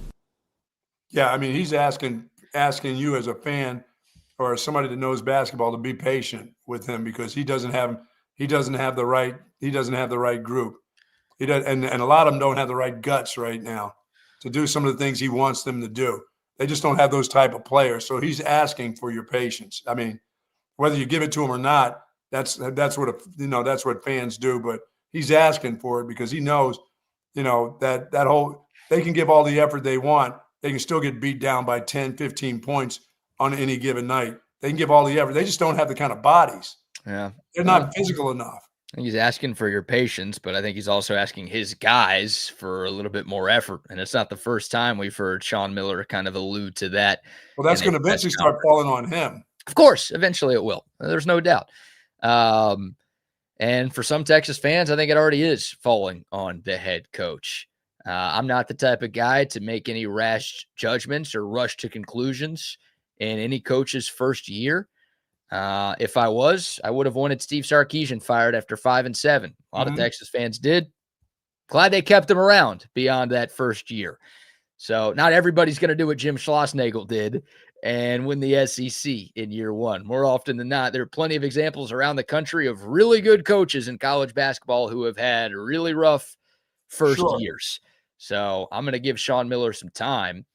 But he's asking for some effort. And, he talked about that 14-minute mark in the second half. Sean Miller doesn't say names of players, right? But it's not hard to figure out who he's talking about. Oh, there's no doubt. You just look at who didn't play in the last 14 minutes of the game. Dalen Swain, not on the floor. Jordan Pope, not on the floor. Matas Vokatitis, not on the floor. Those are 3 starters. Those are supposed to be 3 of the best players. There's your head coach saying, I need more effort out of you. If I don't get it, come sit right next to me. Nice cush seat there for you. Yeah. So Yeah, he lets you know who they are. Yeah. Trying to establish a culture right there.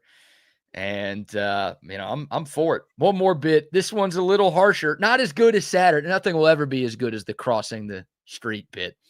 But Sean Miller was asked later in the post-game presser about his team's identity and if his team has an identity right now. We're not making any. There's some things that I think we've done well at times, defensive rebounding. But right now we're playing against, today we played against the best offensive rebounding team in the country, right? And they got us. They do that to a lot of teams. I think if you look at the rebounding, we ended up getting 15 second shots.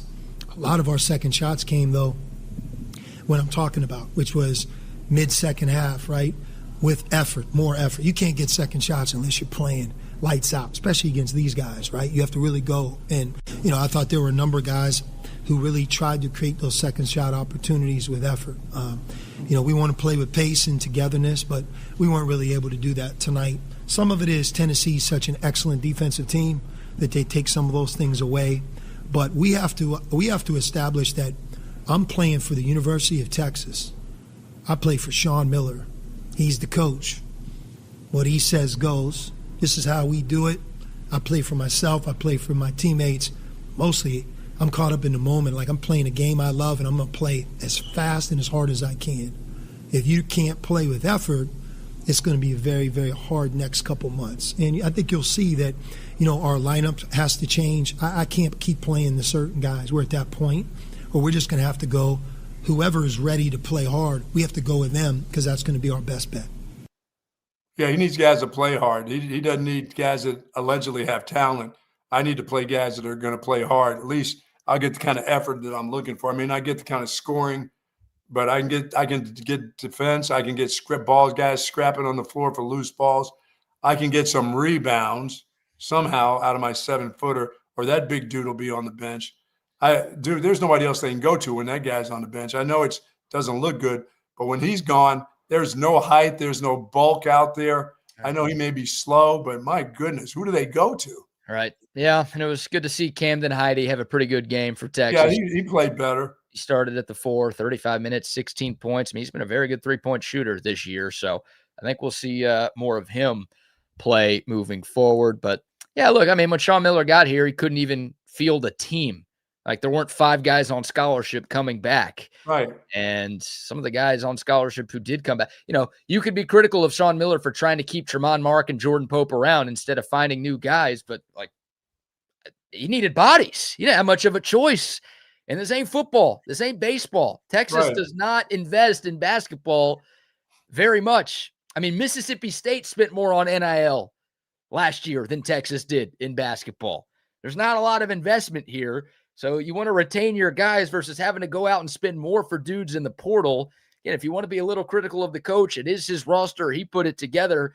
I guess that's fair, but I don't know what you're supposed to do in one off season when the previous guy left you very little to work with. So I'm giving him time. But again, if you don't want to watch any more Texas basketball this year, we'll watch it for you. We got you covered. Yeah. They got some more losses coming, Buck. Somebody has got to want to be on that court. That's the thing. They're going to have somebody that says, you know what? I'm not going to do anything but get you 8 rebounds a game. I want to be on the court. I want some playing time. And I'll go to the boards. I'll defend and I'll go to the boards. I may not give you 8 to 10 points, but I'll give you 8 to 10 boards. They need a guy like that to say, this is what I'm going to do. The Weaver used to do that on defense. Now he's scoring 9 and playing so-so defense. Well, no, he's playing good defense. I don't have any questions. I don't think Sean Miller has any questions about Kendall Weaver's effort and want to. And that's a guy who played, in that 14-minute stretch. And obviously he's gotten better offensively. If he gets 9 points, that's better. Yeah. He's giving you a little bit more on that side of the ball. I mean, he's never going to be a plus offensive player, but a good athlete and a guy who does the dirty work for this team. So, I don't think he's in the category of guys who need to show more efforts. Could be wrong on that, but again, just trying to put 2 and 2 together based on those comments and who actually was playing in the last part of the game yesterday. I think Kendall Weaver is not one of those guys he's talking about, but we'll see. Up next, at Alabama.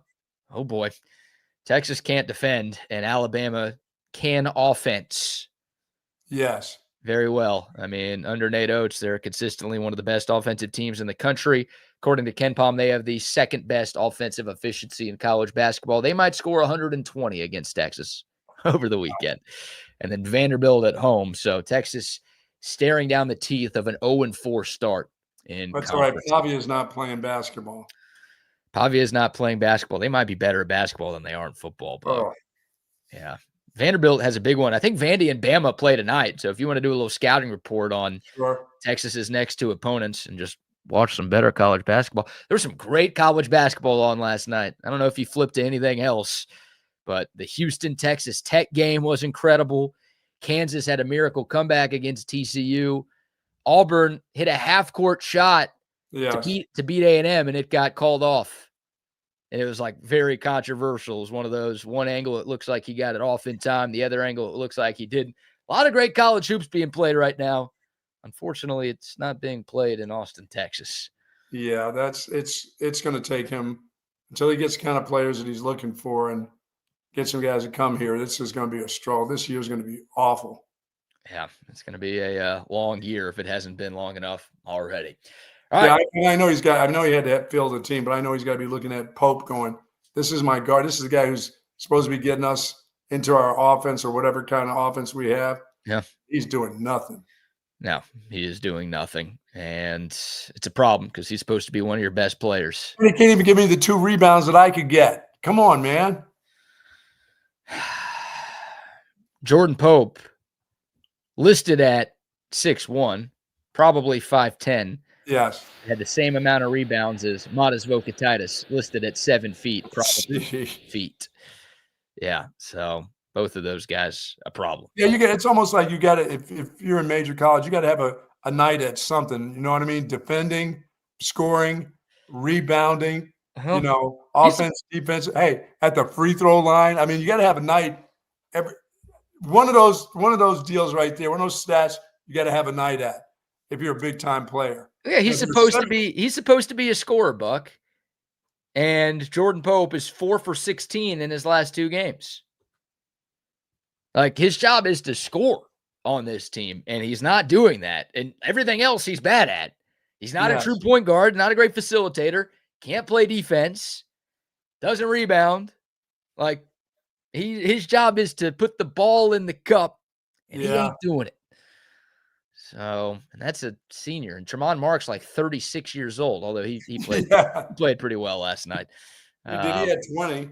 Yeah, and he was one of those. The bench was better than this. When your bench is better than your starters, that's scary. It's all pretty scary right now, my friend. And no, you could not get 2 rebounds in an SEC game. 2 BK. I'm telling you, got to believe that a ball is going to come my way when it gets tipped around, and I can actually catch it and hold on and get rid of it. But you can't jump. You can't jump. You have to jump. The ball gets tipped, and it's down here. Where are you gonna stand? Are you gonna stand like just around the 3-point line and hope a long rebound comes to you, or that may be one? But there's one that's going to go on the ground, and I'll get to it before they do. I'll get it and get a timeout and get that counted as a rebound. I'll get 2. Oh man, I just wonder what your plan is here. Like, you stand under the basket? Do you stand mid-range? Do you stand outside the 3-point line? I stand on the baseline. Something gets tipped on the baseline. I got it before it goes out of bounds. I got it. I jump 3 inches off the ground and call timeout. Counts for a rebound. Yeah, I'm getting 2. I'm not getting in that game and playing the minutes, 13, 14 minutes like these guys and getting 1 rebound. 1 rebound? I know. Could we fit an index card between you and the ground when you jump? Hell, I weigh as much as the 7-footer does. So you weigh 250 pounds? That guy's 250. He plays like he's like 160. Yeah, last night he did. Last night he was getting tossed around like a rag doll out there. You were right. When they were playing these scrubby teams and he was like not blocking shots and around the rim, I mean, he don't even get around the rim now. They just push him. They get him off his spot. He doesn't have a spot. God, I want to be a basketball school so bad, Buck. It's all I ever want.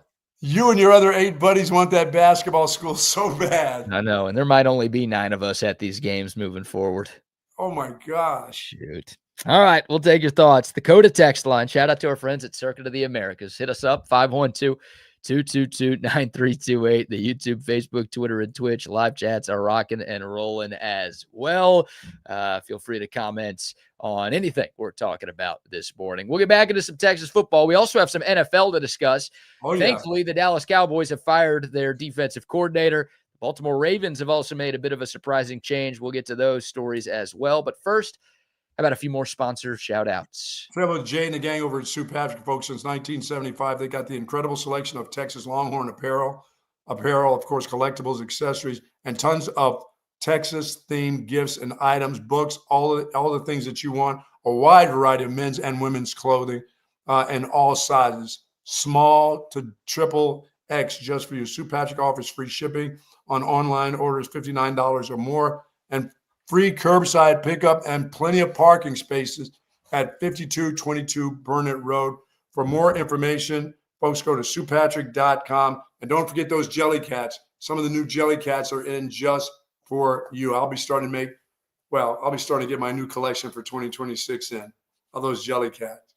There you go. For sure. At Sioux Patrick. Love Sioux Patrick. Yes, indeed. Love Sioux Patrick. Love the Altstadt beer as well. Sometimes Jay and the gang at Sioux Patrick hook us up with some Altstadt beer. Nice. That for a combination. I don't know if they'll let you. I got to ask Jay on this one. You think they have open container rules at Sioux Patrick? Like, could you just roll in there with an ice cold Altstadt beer and you're drinking while you're shopping? Well, it depends on what you're going to spend while you're in there. That's true. Yeah. If you spend a couple $100, I would think Jay is okay with it. Maybe if you bring him one too, he'd be okay Absolutely. with it. That might work. But love the Altstadt beer, the best beer that you could find all throughout the great state of Texas. You might need some when you're watching this Texas basketball team play the rest of the way. But Altstadt's perfect for any occasion. You're sports watching, hanging out with friends and family, enjoying this unseasonably warm weather that we're having here in the wintertime in Austin, Texas. Whatever you have going on, your good times are made better with a great beer. Altstadt beer is that choice. They've got a bunch of different brews, something for every beer drinker out there. German-style lager, German-style Kolsch, a Hefeweizen, a great light beer, seasonal brews. I'm telling you, something for every single palate. This is award-winning stuff here. Don't just take my word for it. Go get you some the next time you're at any grocery store that sells beer or any liquor store. It's the official beer of BK. It should be the official beer of you as well. It's Altstadt beer. No impurities, no regrets. Sweet. All right. Some good transfer portal news real quick. You know, last night, sort of that flew a little bit under the radar, but it's pretty rare where this happens. I don't know how many times in the Steve Sarkisian era we've seen this happen, but last night, a Longhorn who was in the portal announced that he is withdrawing from the portal and returning to Texas. That is safety Derek Williams Jr., who spent a few years at Texas, just wrapped up his 3rd season on the 40 acres. High 4-star recruit out of high school, was one of the bright spots on the Texas secondary in 2023. Texas secondary was not very good that year, even though the Longhorns made the playoff, but looked really good as a true freshman. Got off to a sensational start. He actually started ahead of Andrew Makuba at the other safety opposite of Michael Taft last year. Had an interception in the Michigan game, had a forced fumble and a fumble recovery against Oklahoma, but he tore his ACL against OU and obviously missed the entirety of the 2024 season. Came back this year, but was kind of a rotational piece. But a guy, before the injury, and Buck, we talk about this a lot on this show. We did it a bunch with CJ Baxter. You never know what a guy is after a big-time injury. Yes. Derek Williams didn't look great this year, but there was a lot of talent there and a lot of ability there before he went down. I don't think he's costing Texas an arm and a leg to keep him. I like that he is returning to the 40 acres, and maybe there's a chance he can give you something in the secondary. Yeah, maybe that knee is going to be healed up after two full seasons, and he'll be ready to go. Yeah, and he'll have that quickness back, and he'll be, sometimes you get these injuries, BK, you're not such a willing participant in a lot of collisions. You're thinking something's going to happen. It's going to buckle. It's not going to be right. And after a while, you just say, you know what? It's healed. It's time to go. I've been doing everything I can. I work out on it. I'm at practice on it. It's just ready to go. Maybe that's it for him. Maybe it was a lot of contact stuff with him. And now he's back to normal. Right. That's the hope, right? The further removed he gets from that knee injury and that knee surgery, the better he is. Yeah. And look, I think Blake Gideon has a lot to do with this. Apparently, Derek Williams and Blake Gideon had a great relationship. Obviously, Gideon was on the staff for Williams' first couple of years in Austin, was not on the coaching staff this past year. One of my biggest gripes with Dwayne Aquina this season, Buck, I felt like he totally ignored the backups. I don't know if that's true, but like whenever, Manny Muhammad missed the Florida game, the Texas secondary sucked. When Michael Taft was out, the Texas secondary sucked. And it's like, there should be enough talent back there to where there shouldn't be this much of a drop-off if one guy, like the backups, that Mississippi State game, Taft got hurt and McDonald got hurt in the first quarter, and there was no safety play whatsoever. And it's like, what is happening here? Like, why is it this bad? My hope is that with Blake Gideon back, and, obviously Will Muschamp will be a part of this too, is that those depth guys actually don't look completely lost out right there. Yeah, you can spell a guy for a series or two and you don't notice it, or a game. Right. And I think Derek Williams might have been ignored because he wasn't a starter this year. And look, I still think Texas should go get a starting caliber safety in the portal. And they hosted Edwin Joseph from Florida State this past weekend. A bunch of other schools interested in him too. But I do think the Longhorns are still looking for help back there. But I think it's a good thing that Derek Williams is returning. I still feel like he's got something left to give this football team. Yeah, maybe Dartmouth will return. No, Dartmouth's already committed elsewhere. To not just elsewhere, but to Oklahoma, Buck. That is so weird. That's so weird when you're the quarterback's roommate. What's wrong with Arch Manning? Some sports writers out there are putting together an article questioning Arch Manning. Is he a good leader? Is he a good friend? Is he a bad roommate? No, that dude just saw all the things that Arch Manning is getting and thinking that, hey, I'm that guy's roommate. I catch passes. Hey, hook me up too. And it's like, sorry. Yeah. Sorry there, Dartmouth. We're not hooking you up at all. Well, sorry about that, Dartmouth. Warby Parker, Uber, Red Bull, brands. Waymo. They're not looking for the fourth string wide receiver. I'm sorry. They want the quarterback. So that's how it works. They want the number one quarterback and the Heisman favorite. That's the guy they're looking for. Maybe that's what I saw going to the airport. When I told you yesterday, there's Waymo was on the highway. Yeah. And I'm like, I don't see anybody in here. Maybe Parker was on his way to the airport getting the hell out of town. I think he was already the hell out of town. Man. It'd be wise for him to not come back to town. Wow. Anytime soon. Yeah. Crazy. Arch Manning and Parker Livingston no longer together. No more McCoy Shipley comparisons. No thanks.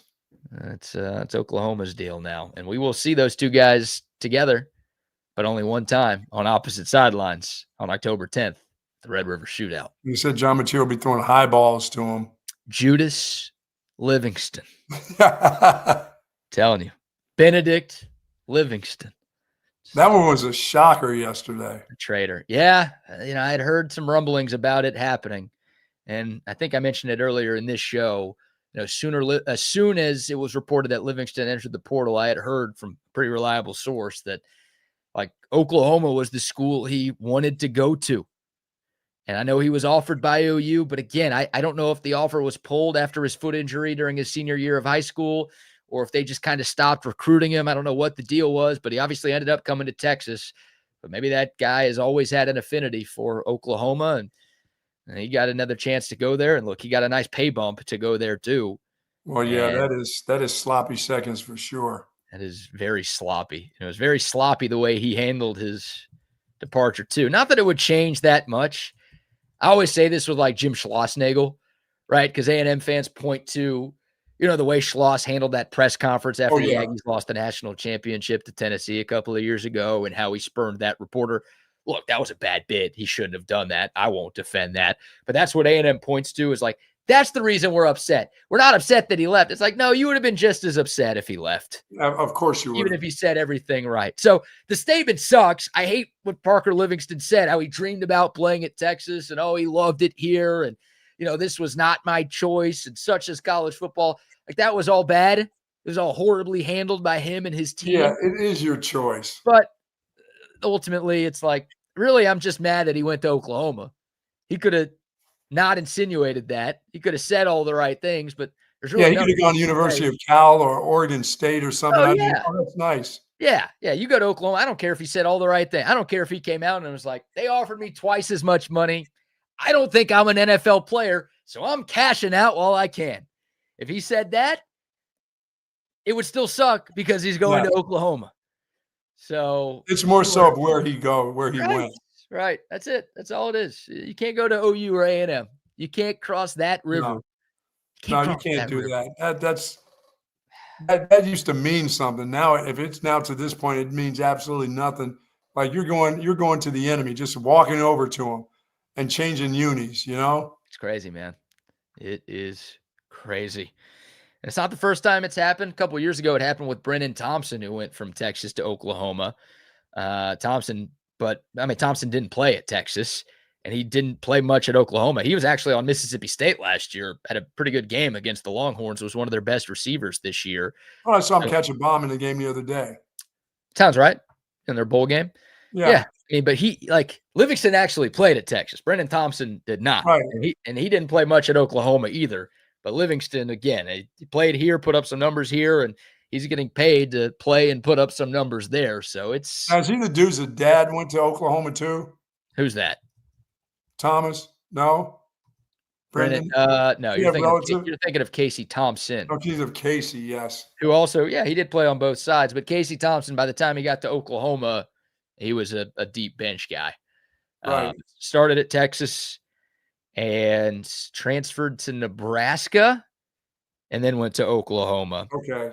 His dad, Charles, friend of TSU. He's a guy we usually talk to at the round table every year up in Dallas. Good dude. And former Oklahoma quarterback himself. But yeah, different from Brennan Thompson here. Yeah, those are tough when you go to a rival. I mean, that's tough on you for your life. Yeah.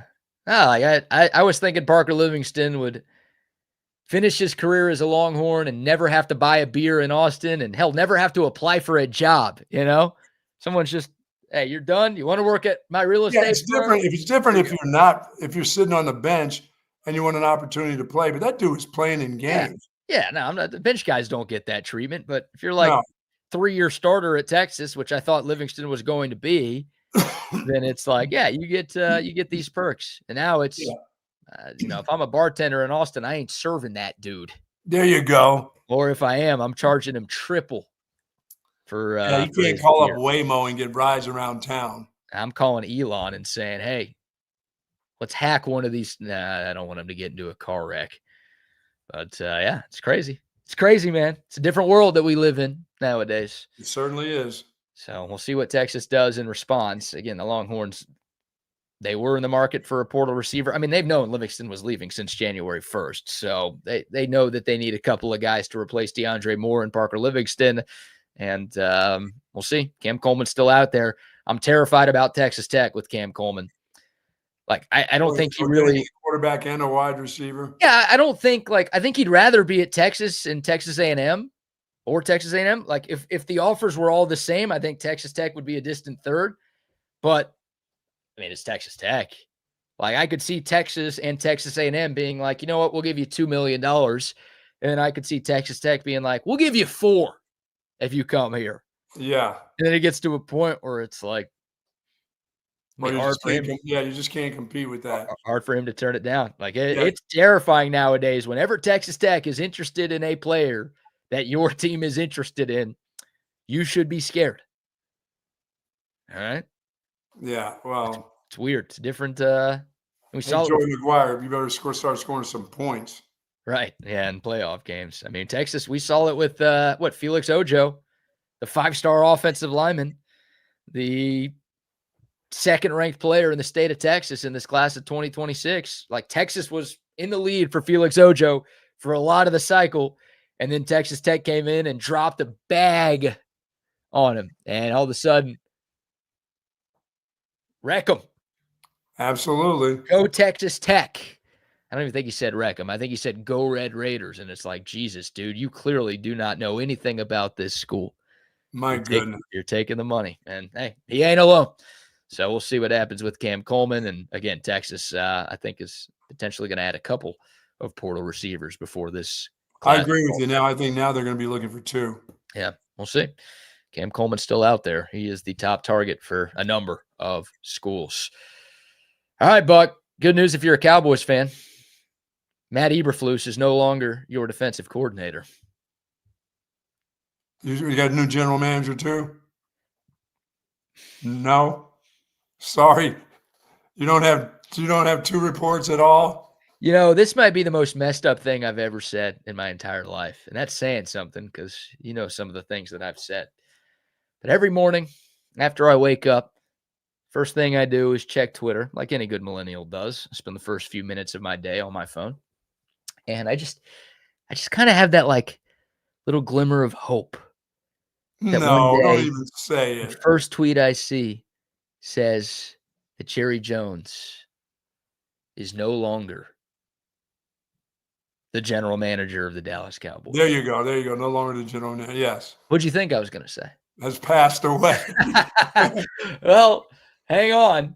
Considering that might be what it takes for him to no longer be the general manager. If he showed up on the report. I'm just saying that, I don't check the obituaries in the paper. That's what Twitter is for these days. It has nothing to do with you anyway. I would prefer him to just sell the team and not die. I don't need him to die. The best case scenario is just, he sells the team and the new owner comes in and hires a general manager and the Cowboys can start turning things around. So that's what I want to see more than anything. But what do they say? What Rocky movie? They started with getting rid of the defensive coordinator. What Rocky movie is it? Is it Rocky 4? If he dies, he dies. Yes. Call me Drago. If he dies, he dies. And Matt Eberflus's Dallas Cowboys career is dead. After the Cowboys, Buck, they gave up more than 500 points this season for the first time in franchise history. It's more points than any team in the NFL gave up this year, by the way. They had the worst scoring defense in the league. They also had the worst passing defense, the worst red zone defense, and the worst third down defense in football this season. According to the DVOA efficiency metric, Dallas had the 4th worst defense in NFL history this year. Kind of amazing they won 7 games. Not that I'm claiming a moral victory for that. It's disappointing anytime you miss the playoffs, but they had a historically bad defense. Not only the worst in franchise history, but in some ways the worst in NFL history, or at least in that conversation. And they still won 7 games. My goodness. And had a tie in there too. The Cowboys will be looking for the 4th defensive coordinator in 5 years. The good news is there's a lot of very good candidates available, including Brian Flores, who is my top choice. But you've got Raheem Morris, who was just fired as the head coach of Atlanta. Yes. You've got Jonathan Gannon, who was just fired as the head coach at Arizona. That guy was the defensive coordinator on one of the Eagles Super Bowl teams. Jim Schwartz is out there. Like there are a number of names that would be instant upgrades over Matt Eberflus. Yeah, I mean, Cleveland's defense was pretty good, pretty salty, yes. Yeah. Always. They also had a guy who broke the record in sacks, and Cowboys used to have a guy who was probably going to break the record in everything, but they don't have him any longer. No, they traded Micah Parsons, which didn't help the defense very much now, did it? No. So the Cowboys need players too. I saw a mock draft for Dallas yesterday that had them taking David Bailey, the stud edge rusher out of Texas Tech, at 12, and also Manny Muhammad with their 2nd first-round pick. Like, those are the 2 biggest needs. They need linebackers and they need defensive backs. Yes. So I would love to sign up for that right now. Of course, the 2nd pick is dependent on how far the Packers go in the playoffs. So every Cowboys what you need to understand is one of those picks in the first round is going to an offensive lineman. I know. I know. So you might as well just set your sights on which offensive lineman are they going to try to get. I'm not a mock drafter, but obviously so many people out there are. I just don't know if you're a mock drafter how you don't put an offensive lineman to Dallas like every year. Yeah, I mean that's just what's going to happen. So they're gonna tell you he's going to be with us for the next 15 years. Right. Yeah. If they had 1 first-round pick, it's an offensive lineman. If they have 2, I just hope it's not too offensive. No, they can't do that. They got to put somebody on defense. They got to get 2 guys on defense. They got to get all of them on defense, really. Yeah, there was a team, I think it was the Panthers a couple of years ago that had 7 picks, and they literally spent all 7 of them on defense. Like I would not to say the Cowboys are perfect offensively. They are not, but they obviously have way more going there than they do on defense. So problem for Dallas is they don't have a second and they don't have a third this year. So they'll pick 12. Spend the money on the receiver who, if they want him to return, yeah, they need to get that. They need not to play around with that. No. And they have a tendency to want to play around a little bit with that kind of thing. Oh, they will, Buck. Well, I mean, will this be into the summertime again, or they get this done? Might go into the fall. Come on. August, September, right before the start of the season. Yeah, they got to pay George Pickens. That's pretty high priority there too. And they got money to spend. Will they spend it? Will they be all in, or will they be all in? Well, first of all, it's going to take them 2 years to get this defense settled the right way. They just don't have enough picks, and there are not enough players available for them to get the defense totally fixed to equal the offense. I'll say this is the first time in a long time that Dak Prescott is not the center of attention when it comes to this team not doing something. It just can't. I don't hear people saying it, and that's generally people that don't even like him are always going to say it's his fault that they're not winning. That has not really been the case of people that just even don't like him this year. Yeah. I mean, Dak Prescott was phenomenal this season. Threw for more than 4,000 yards, more than 30 touchdowns. Became the franchise's all-time leader in passing yards this year. Tied for the NFL lead with 6 300-yard passing games. Named to the Pro Bowl again. I mean, it was one of his best seasons, and the Cowboys just wasted it. So, look, Dak, there's not a whole lot more he can do in the regular season to change the narrative. Sure. That guy's been an MVP runner-up. Should have won MVP the year he finished second. Like, he could win MVP. No one's really going to care. It's about the playoffs for him. But I think most people, at least most smart people, realize that it wasn't Dak's fault that the Cowboys missed the playoffs this year. They had the worst defense in football by a mile. Yes. So there wasn't much more that guy could have done unless he was, willing to Travis Hunter this thing and go play on defense. So, yeah, he had a great year. And, look, the Cowboys have a great quarterback. They have to find a way to win while they have Dak Prescott. They're paying him a lot of money. He's the highest paid guy in football. They need to put a team around him that can help the investment be worth it. Because right now it's not worth it. No. Right now it is not. If the Cowboys are going to field that level of defense again next year, they might as well trade Dak Prescott and blow it up and start over. I don't think they want to do that. I don't think they should do that. Yeah, because eventually his talents are going to start to diminish a little bit too. Of course. And he gets hurt from time to time too. So yeah, he does. That's a risk with Dak. But yeah, at some point, he's going to start to decline a little bit. And, he'll be a free agent in another couple of years too. So the Cowboys will have another decision to make on his future. Ooh. I would like for them to find a way to start winning some games with him under contract. Wow, that's right. Yeah, he's got 3 more years, but the Cowboys have a potential out after 2 on his current deal. So there you go. Your thoughts on the Ravens firing John Harbaugh after 18 years in Baltimore? I mean, like I said, I thought I had heard that the other day, and you could almost feel that coming. Yeah. The winner of that, the loser of the Ravens and the Steelers, one of those coaches was going.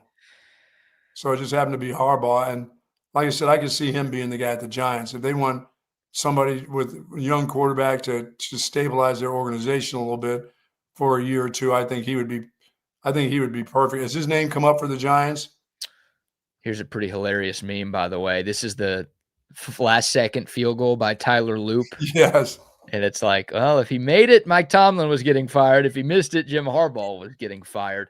To answer your question, yes. According to Jim Harbaugh's agent, who told this to Adam Schefter, Harbaugh got like 7 calls right after he got let go. And there are only 7 teams with openings, and one of those teams is Baltimore.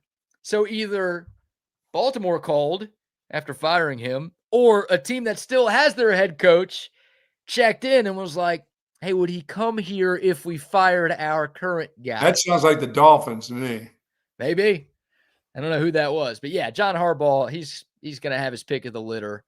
And there's already interest around. And yeah, he's been linked to the Giants. He's been linked to every team with an opening right now. So we will see where he ends up. I wouldn't hire John Harbaugh because of the stat I always say, Buck. You know what it is? Ooh, you already won a Super Bowl. You're not going to win a Super Bowl with 2 teams. Boom. There it is. 2 different teams. That's it. John Harbaugh, great coach, already won a Super Bowl with 1 team. There's never been a coach who's won a Super Bowl with 2 different teams. I ain't doing it. I care about history too much. Maybe somebody will do it. At some point, you would think some coach will do it, but I'm not taking a chance on being the first. Yeah. Played a lot of Super Bowls, and there have been a lot of coaches who have tried, and it hadn't happened. So I've seen some Cowboy fans who are like, oh, get rid of Shoddy and bring Harbaugh in. I'm not the biggest Shoddy guy in the world, but I don't want Harbaugh. No. I don't want Harbaugh at all. By the way, Buck, this is good news if you're a Cowboys fan, and good news if you have ears that work. No disrespect to our deaf audience, although you can't hear us. Jason Garrett is interviewing for the Titans opening on Friday. Come on, man. How great would that be? He wants to get back into it. I'm sure he wants to get back into it. And not hanging there on Sunday Night Football is not good enough for him. Well, it's not good enough for me. You want him back? I don't really like listening to that dude on Sunday Night Football. And also Mike McCarthy, speaking of the Giants, he's going to interview for the Giants opening next. Oh, don't do that. Don't do that. Come on, baby. No, don't do Jason that. Garrett and Mike McCarthy back on NFL sidelines. God is good. Man, don't do that. Giants, don't. Send Mike McCarthy. Just go ahead and send him to Vegas. So they can still just stay as lousy as possible. We got to get Wags' thoughts, our resident Giants fan, on that one here. That'll hurt. Bring on the boys right now. It's Double R. It's Wags. Another 2-hour chaos theory coming your way from 9 to 11. Wags, your thoughts? Mike McCarthy. I'm with Buck. I'll let Mike McCarthy head on out to the desert and get lost in Vegas. Yes. Oh my God! With all the all-you-can-eat buffets in Vegas, he'll love life. He will love life. Be a disaster. Born in Horn Smorgasbord. Go ahead and get Harbaugh, Wags with the Giants. No, I mean, great stat by BK. What he pulls up too, right? And my father and a lot of other Ravens fans are very excited to see John Harbaugh go, which is weird because the Ravens. They have been winning, right? But it's almost like that purgatory of winning. Like we can only get so far. Window closed. The next guy that's going to get us over the hump, right? And they just haven't been able to get over that hump. So, I guess good riddance from a lot of Ravens fans to see John Harbaugh go. I wouldn't want John Harbaugh up in New York either. I kind of want to go with something new. I have a little bit of reluctancy to welcome in another Buffalo offensive coordinator after what Dable did, but I'd like to see what Joe Brady can do with this young offense. Also, counterpoint to that, I'm all for Spagnuolo. Like if Steve Spagnuolo can break up with Andy Reid, have a somewhat of a sacred union, still kind of bonded together with Andy, and they can have a friendship, and he gets out of there and comes to New York. That's what I would want. Man, I want a defensive-minded guy in New York. I was thinking you didn't want the retread because you were out on Harbaugh, but you're going way retread with bring Spags back, baby. Bring Spags. Oh man, go get Cliff Kingsbury. That's who you need. Yeah, offensive-minded fella. He's interviewing for that game. Everywhere he goes, he fails. I forgot to bring that up, Buck. Your guy Cliff Kingsbury. A mutual parting of the ways in Washington. Yeah. No longer. Defensive Did he coordinator. mutual part with the ways from that one Instagram model that he had? Oh, Wow, I hope. What was her name anyway? I've already forgotten her name. Double R, you got it? Who? What? The Nikki Bella? Instagram model that Kingsbury was dating long time ago. I I don't forgot her remember damn that name, but he left him or she left him for somebody fat. Hey, come on. Why are you taking it out on we fat guys? I'm just like, hey, I'm a little well-rounded too, buddy. Yeah. Oh man, is this who you're talking about? That's not her. Oh, But I'm Is sure that I'm sure he's got the pick of the litter, right? That looks like it's in Austin. well, Buck says, "What does Cliff Kingsbury smell like, Buck?" smells like a fresh tossed salad. Yes, Buck wants to toss his salad. No, he smells like a tossed salad. Smell Just like go cool by water. and you go by the buffet and you go take a big sniff. Oh, that's that guy all the way. Oh. See, that's how we You can Hispanics smell wear him cologne. coming from 10 steps away and then smell him leaving from 10 Oh, steps yeah. away too. You know when he enters the room. I'll tell you that. We Hispanics, when we go out, we put on a whole bottle of cologne. We don't put on two little sprays. It's like you can smell us coming. Oh man, this was a term that I'm sure has been canceled. So I hope I don't get canceled for saying it. It's just something that locker room talk back when I was in middle school. Oh, back in the day. Hey, you would have like gym class or practice early in the morning, and you don't want to shower. You didn't have time to shower, right? You had to go to second period class. So we would do what was called a Mexican shower, where we would literally just spray a bunch of Axe body spray all over us, and that did the job.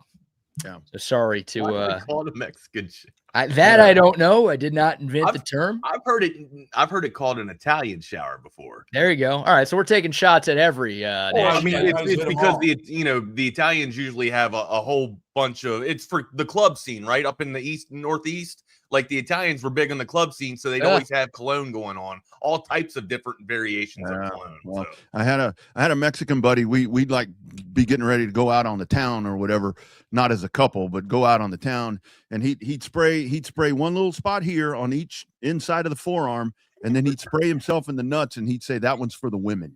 I never understood the wrists.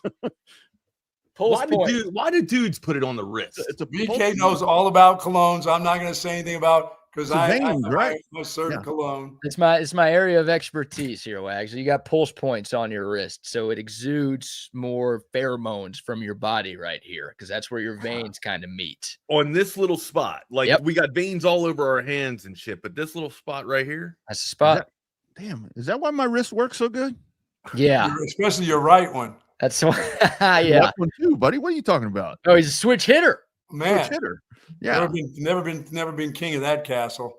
I'm and BK says there's stuff you don't rub it in. Yeah, you don't do this, Wags. You don't rub your cologne in because you're ruining the scent. Just got to spray it. Did you know that?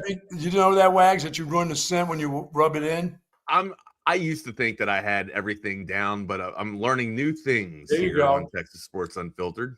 There you go. Texas Cologne Unfiltered, apparently. And here's another tip for the kids in the car line. Never mistake Bengay for hemorrhoid cream. Because when you put Bengay down there, it's gonna sizzle. You've never done that, right? I did it at Thanksgiving one year by mistake. Oh, I ate too much and I went, and it was pretty gruesome. And I was at my dad's place and he has all these medicines. I'm like, okay, that looks like something to put down there. Little did I know it was one of those ointments. Oh man, no. I've had that happen before, but accidentally, right? Like I pulled my groin muscle, so I put some Tiger Balm down there, and got to your nuddle area. Yeah, things hang. You know what I mean? Like you don't think that things are gonna move over to that side, and all of a sudden, catches a whole bunch of thing, and cold air hits, and all of a sudden that flame just starts going up, man. Spray it where the veins are exposed. Very nice. Yeah, I've heard of Gold Bond powder down there, but I haven't heard of. Well, I mean, this was all, put some Tiger Balm down there. Yeah, not really on a pulled groin. Yeah, not. I wasn't exactly. I'm still not the most educated person. It's a pulled groin, all right. That groin had gotten pulled, but a few times. The groin's gotten pulled a few times, buddy. Yeah, guys, I have a theory on this Parker Livingston thing that I'll talk about a little bit later. Ooh. And yeah, I got it figured out. All right, I'll man. be listening. I One want to hell of a listen to hang. that. Yeah, Because I can't figure it out. public enemy number one, Parker Livingston. It was Good call. You guys said he was an OU guy. I did not think, I saw the pictures of him, with the Longhorn stuff, so I figured he grew up as a Longhorn guy. Yeah. How about the 180 he took, going from fan favorite to public enemy number one in a week? Hours. I was gonna say hours. Hours is fair, but literally 7 days ago is when Texas played Michigan, and Parker Livingston was on the field helping Texas beat Michigan, also dropping a pass. Good luck with that, OU. But now he's an Oklahoma Sooner. It's on the dark side. That's incredible. Whatever Skywalker, Anakin's, Luke's father, whoever the hell did that switch. Well, Darth. once again, Darth. lots of prayers to the Shipley family. Yeah, Jordan Shipley. That's sad. absolutely. Hey, right quick, guys, before you go, do y'all remember this name? Wags broke the internet yesterday with bringing up that name. Yeah, Of course he remembers y'all that. talking about it yesterday. And Christina getting involved with the show. That was pretty hilarious. That's a name you don't forget. I mean, it's the roster imposter, Buck. This was the Horns version of the roster imposter. We had our own radio version of that in Austin a couple of years ago, and we gotta do like a mini 30 for 30 on that. Time out. The guy was 350 pounds first and foremost, and led with he was a veteran. Bro, come on. Do veterans? I mean, do veterans not get? They don't blow up every once in a while. I wouldn't go as far as we put on some weight, but I wouldn't go as far as saying we put on 3 different people. 3 different. Are you telling me Mike Elko and Mike McCarthy have not served? Oh my goodness! I don't know their service, but I doubt that they have. They've been served. 3 different people. Oh man! Well, all right, boys. Y'all have a great one. Gravy seal, gravy. See y'all tomorrow. Welcome, hey man, that's good. To another edition of Chaos Theory here on Texas Sports Unfiltered. Hey, it's Hump Day, man. You made it. Mike. What day is it, Mike? It is Hump Day. Partner in crime, Rodney Rodriguez. What's up, good amigo? Hi, buddy. I was just so excited last night watching Texas basketball. We called it, right? They were going to get beat. They got beat. You were excited, right? Thump down. So look, I'm excited because we got one right. It's going to be like that for a lot of the season, right? Poor perimeter guard play, and you've now given. Was that a career high for Gillespie last night? I can't remember if they said it was a career high, but you've given 2 back-to-back games where you've allowed guards to just kind of blow you out of the water and blow the roof off the gym. So that's I feel like this is going to be the play and the type of outcome throughout the season. So just kind of strap in and get ready for it. We have poor perimeter defense. What I wanted the Longhorns to do was kind of bang it out down low and try and get Carey into foul trouble. And honestly, it backfired. Vakatitis got into foul trouble early. He had to go with Traore, and Traore couldn't make a layup. He was getting some offensive rebounds, but couldn't get the putbacks. There was just no continuity, no fluidity out there as well. It was a bad night for basketball. So yeah, it was, and that was the thing yesterday. We talked about how Rick Barnes is going to get physical. That's exactly what they did. With Dylan Swain coming off of the great effort in the game before, he only had like 5 points last night, and a lot of turnovers, even bigger. So it's sloppy basketball. And look, let's give Coach the thing right here. He is pointing out. He says we are not good. We are not good. So he is not sugarcoating anything. But well, I mean, it's not. It's yeah. You can't lie to the eye in the sky. Like anybody that watched it last night, we don't have anybody that can shoot, right? Or and here's a key example of that, right? You go down low, you try and work the ball down low, and then the double team comes, right? The double team comes on Vakatitis, right? What's up, Hunter? We see you, bro. We see you. Big love to you too. You got the double team come down low to Vakatitis, right? So he's got to kick out. Okay. gets the ball out to the perimeter, and then they close out on the 3. So they swing the ball all the way around, right? Once the ball gets swung around, there's so much hesitation that they couldn't even take a shot from the perimeter when they had an open look, because no one has the confidence to knock the damn 3 ball down, right? The hesitation allows the defense to kind of make up for the skip pass and get back on their feet. So, and then you got to rework it and try and get back down low. There was just nothing going on. We couldn't even get to the rim last night either. Yeah, and you're exactly right with Jacoby Gillespie. I mean, that dude just goes off. But I mean, we say he goes off, but the Texas made it real easy for him to get 34 points. I mean, it's like, come on, man. Hubbard. I mean, expect to see guards go off on Texas like this, especially in the SEC. So yeah, and that's where when it happened against Mississippi State, it happened against Tennessee. It's gonna happen moving forward. So and when I get Sean Miller, I understand him. To paraphrase what he says, that he wants guys out on the court that want to play and so forth. That I'm not saying these guys don't want to play. I'm just saying that it's just you're outmanned, you're getting out physicaled, you're out athleticism, everything. You're out skilled. You're out athleticism. You're out class or whatever. Yes. Yeah, all the way around it. So, but expect this more.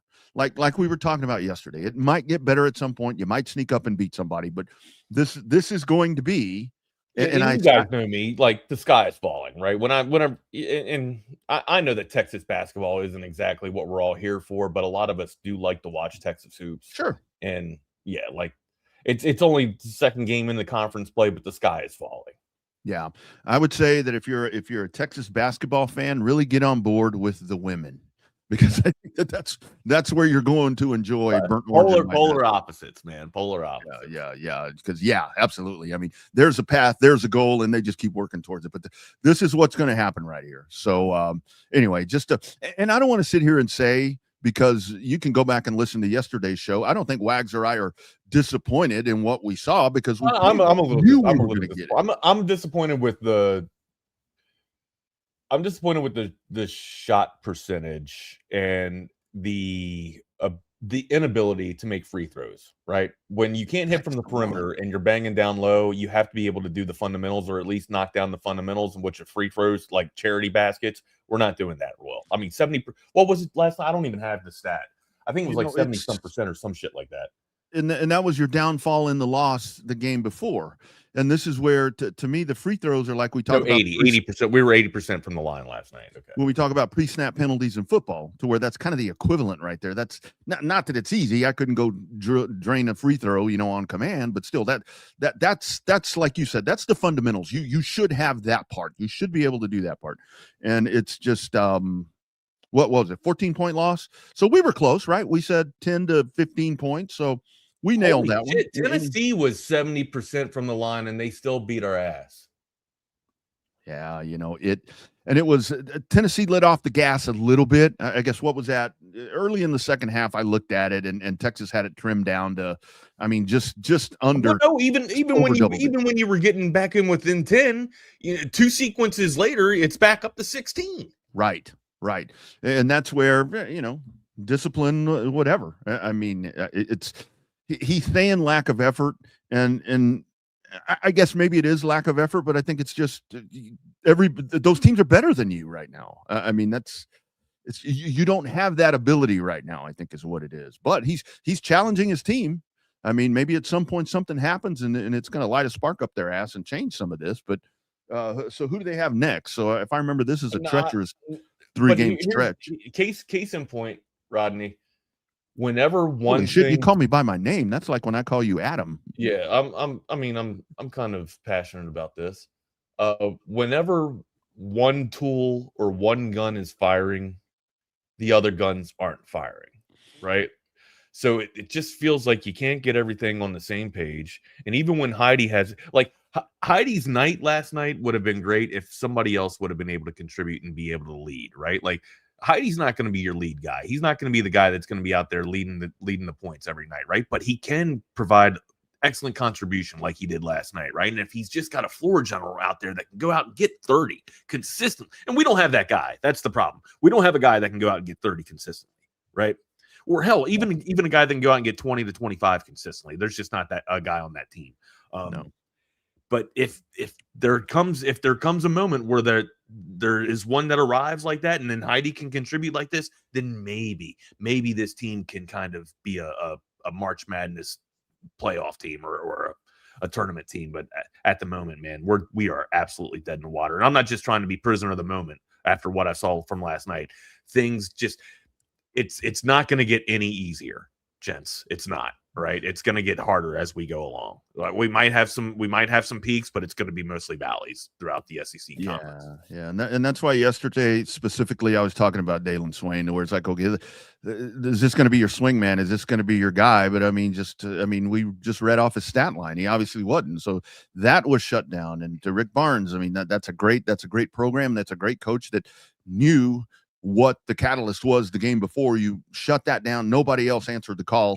Thus, there's the result. But, for Sean Miller to say guys like the LaMarcus Aldridge and Kevin Durant, they deserve a team, whether we win or lose, that's playing a game for each other, playing a game for the great place that we all live at, and playing for the win. That's pretty harsh. I get that. He's frustrated. He's used to having that type of team. But look, and then Chan is asking on the text line, how did we fall so far? I don't think it's a matter of falling so far. It's a matter of it could have just been an off night too. I mean, hell, I don't even think Jordan Pope hit a damn shot. I should have these things pulled up. Hold on, give me 1 second. I apologize. It was, and I get questioning the lack of effort. I do, but you're just getting out, man. You're getting out physical. You're getting beat in every aspect. You're getting beat by better teams, by better players, right? And basketball usually comes down to three people, right? Your three stars, okay? Does Texas have a star? That's a legit question. Not really. Mark got 20 points last night, all right? But looking at this stat sheet, Pope, 13 minutes, 0 points, zero contribution from Pope, okay? And this is a guy that's been in the program a couple of years now. Like this dude should be able. And look, you know what Pope has in his bag too. This is a dude that can get some shots. Probably one of the only guys on here that can get his own shot on this squad, right? But he's not able to knock it down right now. That's if you have Heidi having a game like last night, and then also if Pope just gets maybe 10 to 15 or get some assists going with it as well, playing some team basketball, we're on to something. You waste Mark's night with 20 points. He's not, I don't know how often he's going to be in the 20 pool or in the 20 to 30 range. But hell, if you can get a little bit of contribution from Swain, Mark, and then Heidi puts in 2 or 3 threes a night, that's winning basketball. Right now the Longhorns don't have that, man. Yeah, so some of these names that we talk about, to your comment about the player, the name, it's like that, there's nobody that when I think of Texas men's basketball that you say a name and it just resonates. I mean, we can talk about Pope and we can talk about Kendall Weaver and these guys. Yeah, I think of Texas basketball when I hear their name because they've been here. Who's the weapon? I'm asking right now. Like when you're Sean Miller, if you're Coach Sean Miller and your half court set, where are you working the ball to? Swain, I guess. Well, right now, for me, it's Vakatitis. Like it feels like everything's going through Vakatitis, but you got to be prepared for the double team. Every time that Vakatitis touches the ball, they rotate over, and then you kick out, and you're hesitant. Not anybody. Yeah. You're not right. The output's not there. Double R because they're so hesitant to shoot the damn rock, and then by the time they're ready to shoot, the defense is already caught up and rotated back over. So it's frustrating basketball to watch, honestly. Yeah. And this is where now, I mean, because you have to look at the future now. I mean, because the present is not, the present is very bleak. And this is great from Rob. Recruiting, money to spend, that has to be, those resources have to go into men's basketball, because they don't spend money in men's basketball. But I think if you want to compete at a level that you think that you should be at, and this is the whole Texas basketball standard that I have a problem with. When folks say Texas basketball standard, I find it hard to believe that we don't spend money on Texas hoops. They're not. I mean, I think I heard BK say this morning that Mississippi State spent more money than Texas did to go out and find those guys. Right now, I understand it because you were in transition to where you had a coaching staff and a head coach and all of that. I get that part, but you need to start. You need to start going in that direction. To me, the standard for Texas with men's basketball is getting in the tournament. And from what I've seen this year, that should always be the standard, right? Like that should be the floor. That should be the floor, man. Like, yeah. Yeah. Not the standard should honestly be Sweet 16. The floor should be getting into the damn tournament. Yeah. Yeah. There have been very few times with Texas men's basketball. And I'm not saying 16. It's maybe mine's just my situation's different, right? And I'm not saying that Maryland is a great basketball school, but I mean, hell, it's known as a basketball school. It's got a natty. Growing up watching Maryland basketball and then coming down here and being and graduating from Texas and being so fucking passionate about the burnt orange. I love hoops, man. Football's the money driver. We all know this, but hoops might be my passion, dude. Like I love basketball, man. And it pains me. It sucks to not have a good basketball team to watch. Lethargic. It's not team basketball. It's shit. It's been the same way for 3 years since Beard left, right? And I get it. Like Sean, you just said it right. Like Sean Miller's, it's his first year, it's his first season, but still got to get something figured out, right? We don't have the Joes. We just don't. And I understand. Like I'm willing to accept that, but damn, it's rough to watch so far. Yeah, it is because now I'm done betting. I'm it's been with the men. I mean, because I'm old enough to remember like Abe Lemons those days. I mean, and then Abe Lemons is gone. Here comes Bob Weltlich. They sucked. Tom Penders comes in. Like when Tom Penders came in the 90s and interjected that BMW, that's when to me, that's when it's like as a Texas sports fan, I'm like, holy shit, we're playing basketball now. Is that when Texas started coming up? That in was the 90s for basketball. That was shell shocked around here when Tom Penders came in and he had Travis Mays and Lance Blanks and all of that. It's like, what in the fuck is going on around here? I didn't know that Texas was capable of playing men's basketball at that level. And like those games against Nolan Richardson in Arkansas, that's where you're like, if you're a Texas basketball fan, you're like, we're here. We're back. You know, like, let's get back to it.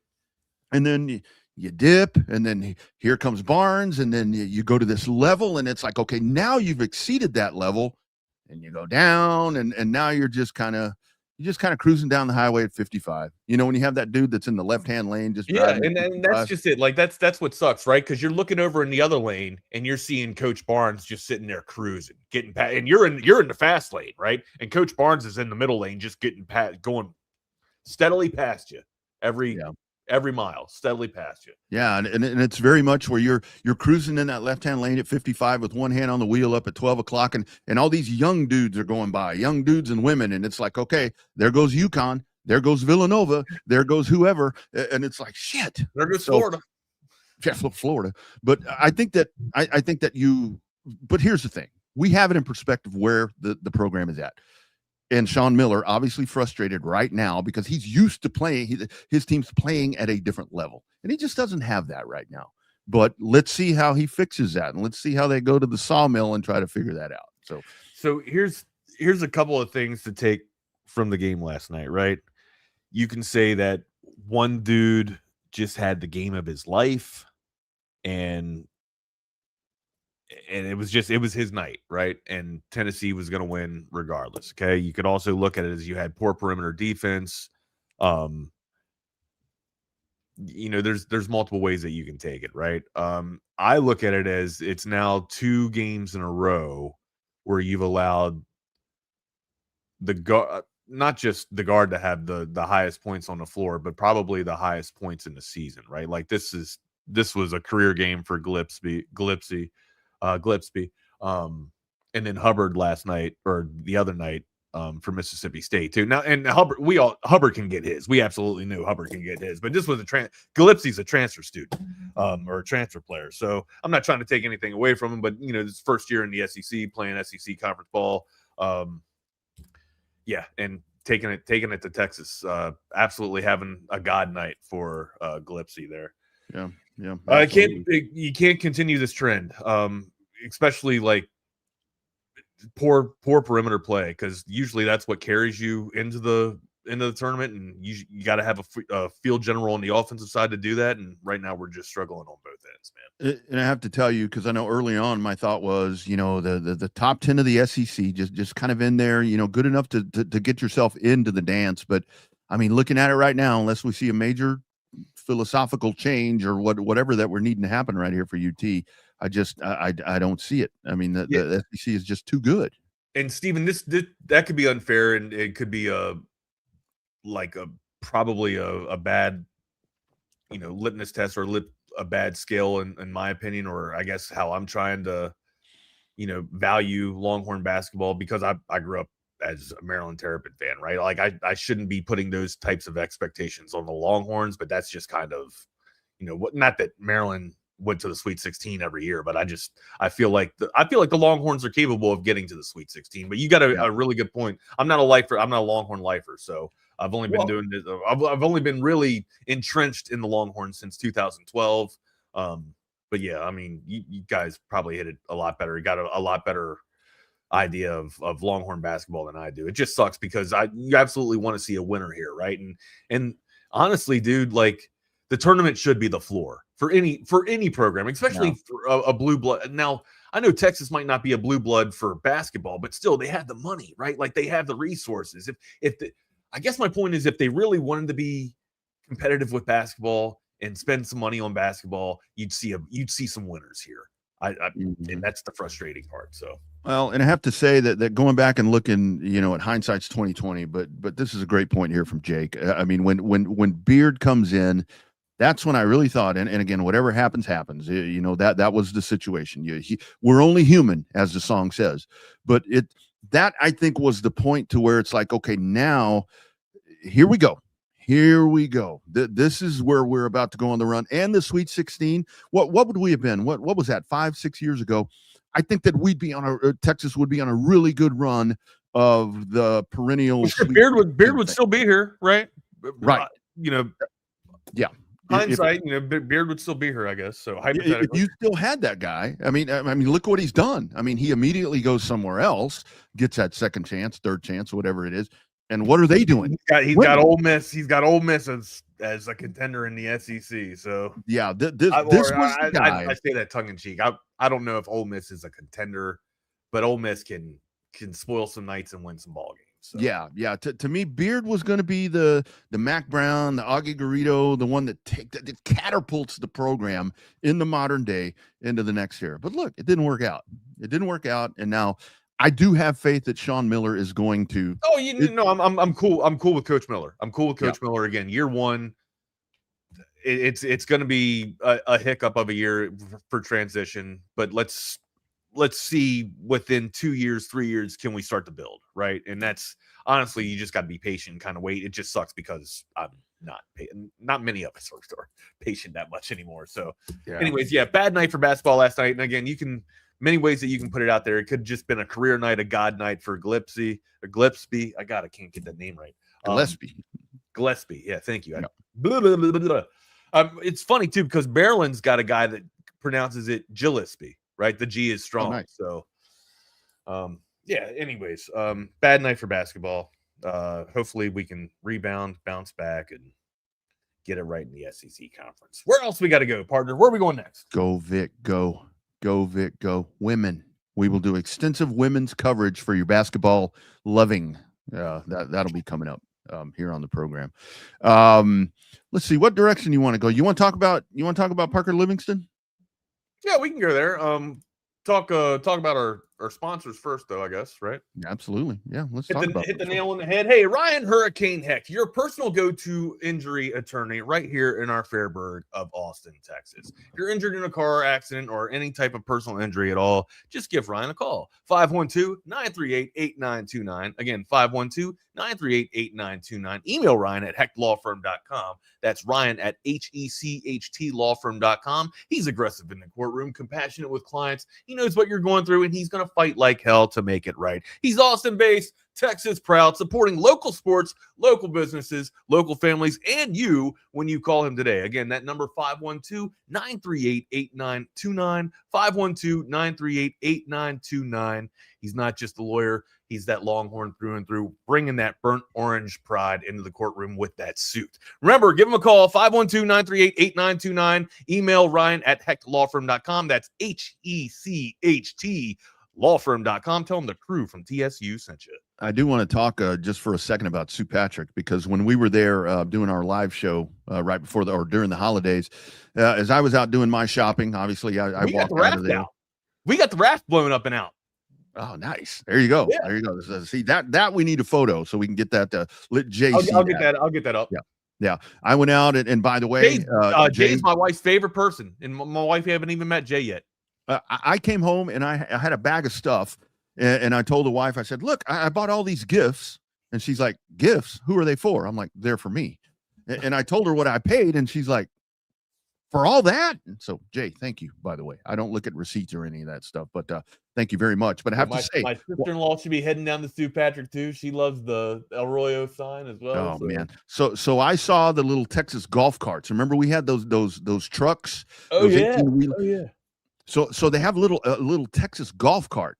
And one of the guys that I work with, has become a really good friend of mine. He lives in Missouri, but he's a huge Texas fan, huge golfer.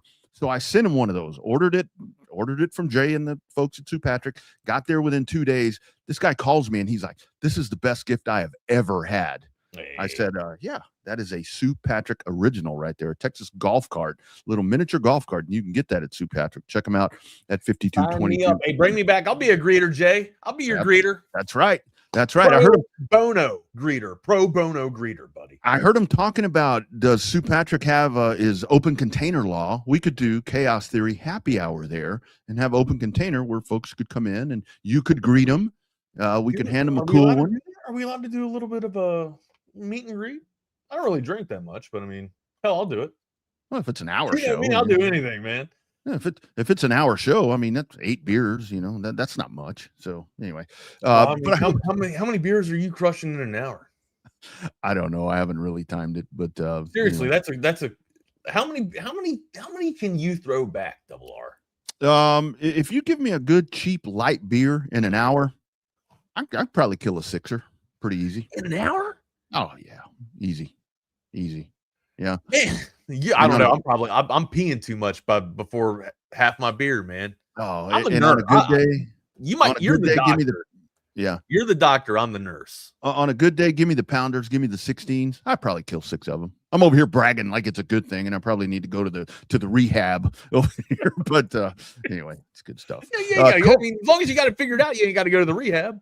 There you go. Yeah. As long as you got it figured out, man, you're good. Yeah. I had a buddy that said, I don't have a drinking problem. I have no problem with drinking. I'm like, okay. CovertBeeCave.com. Great segue. A buddy of mine, we're taking a trip back in '98 to Lycoming College for a college trip to see if we were going to, it wasn't an official visit or anything like that, but we were going to see if we were going to go there, right? The Division III school in Pennsylvania, Lycoming College. But we made our decision that night that we weren't going to go there when they brought us back Keystone Light beer to drink, right? And we it was so, you want to talk about the lightest of light beer, Keystone Light, you can't get drunk off of Keystone Light beer. No. You can sit there and drink all you want. And we weren't like adults, seasoned adults. We were we were not, 17, almost 18. But yeah, we couldn't drink that much. We shouldn't be able to have that much of a tolerance. But yeah, Keystone Light didn't do a damn thing, man. Yeah, but we said right then there, me and Frank Clements, we are not going to Lycoming College. Nope, sorry. Yeah, not getting paid by any of those people. But yeah, Keystone Light, Busch Light, Natural Light, dude, you won't get drunk. The 211 Steel Reserve. My God, that's headache beer, man. That'll put you in the grave, man. That shit'll put you in the grave. Stiff coming. You're gonna get stiff from that one, Stiffy.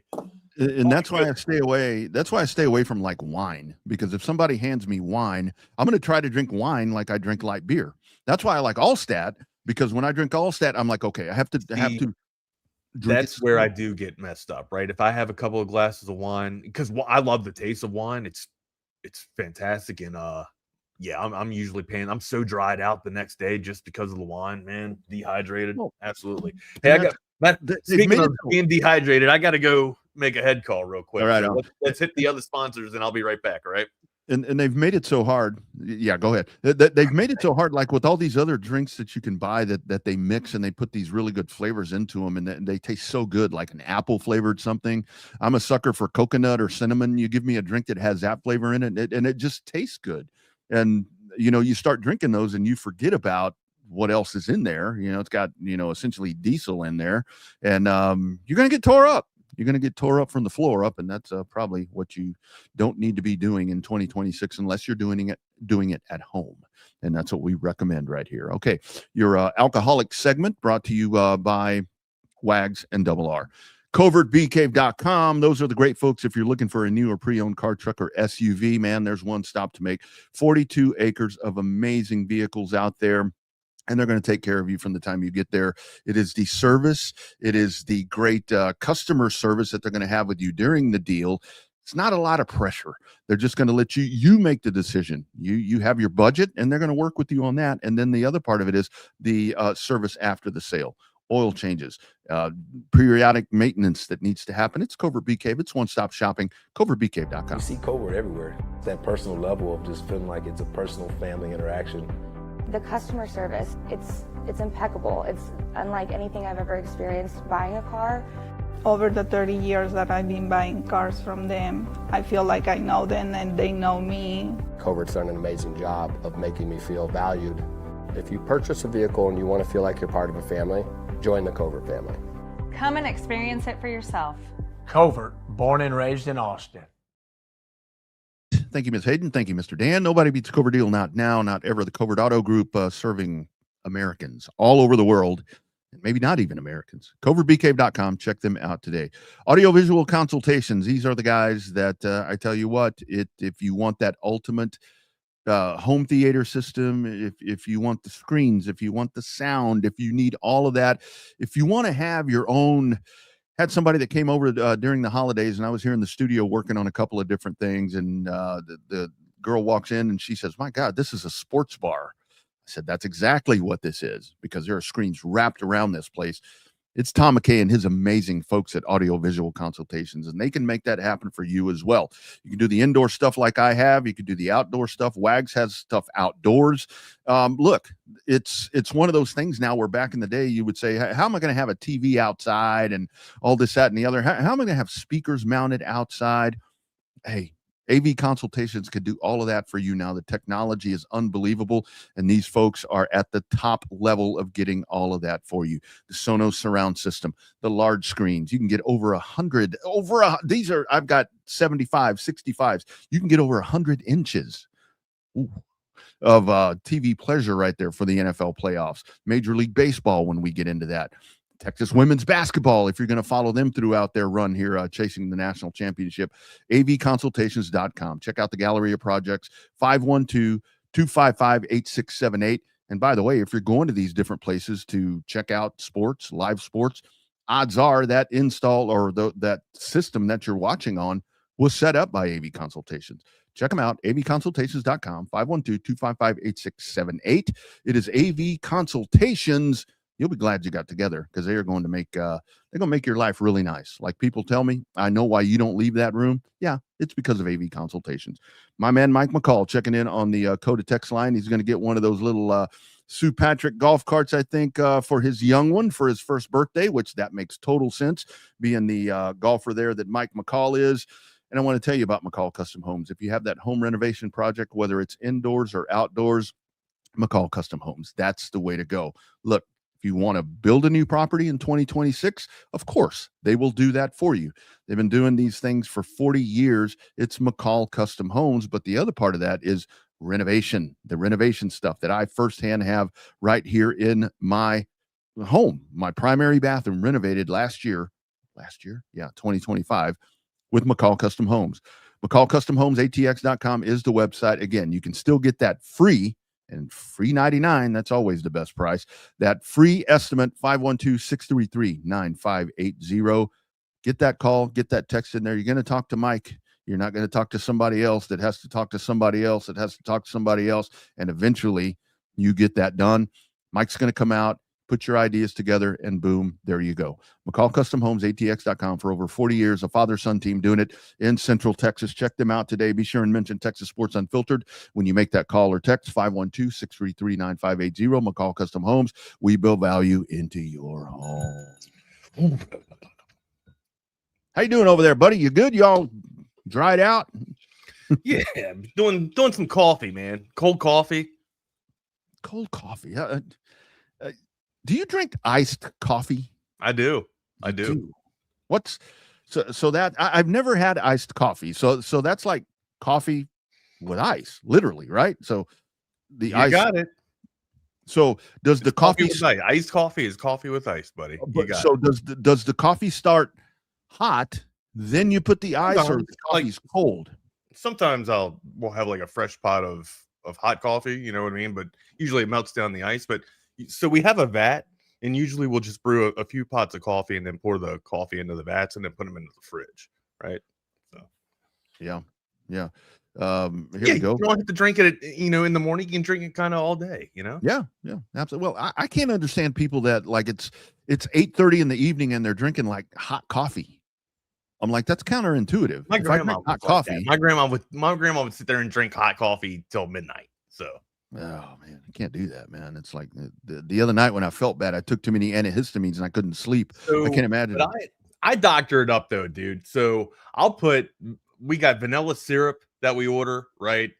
I usually go get I used to go get a caramel macchiato from Timmy Hortons, right? But it started getting a little pricey. So you go and you get your own little machine, and then you brew your own coffee, and then you buy your vanilla syrup. You buy your cold foam if you want to buy the cold foam, but you get your salted caramel too, so you can make your caramel macchiato. Boom, voila, which is French for it's done.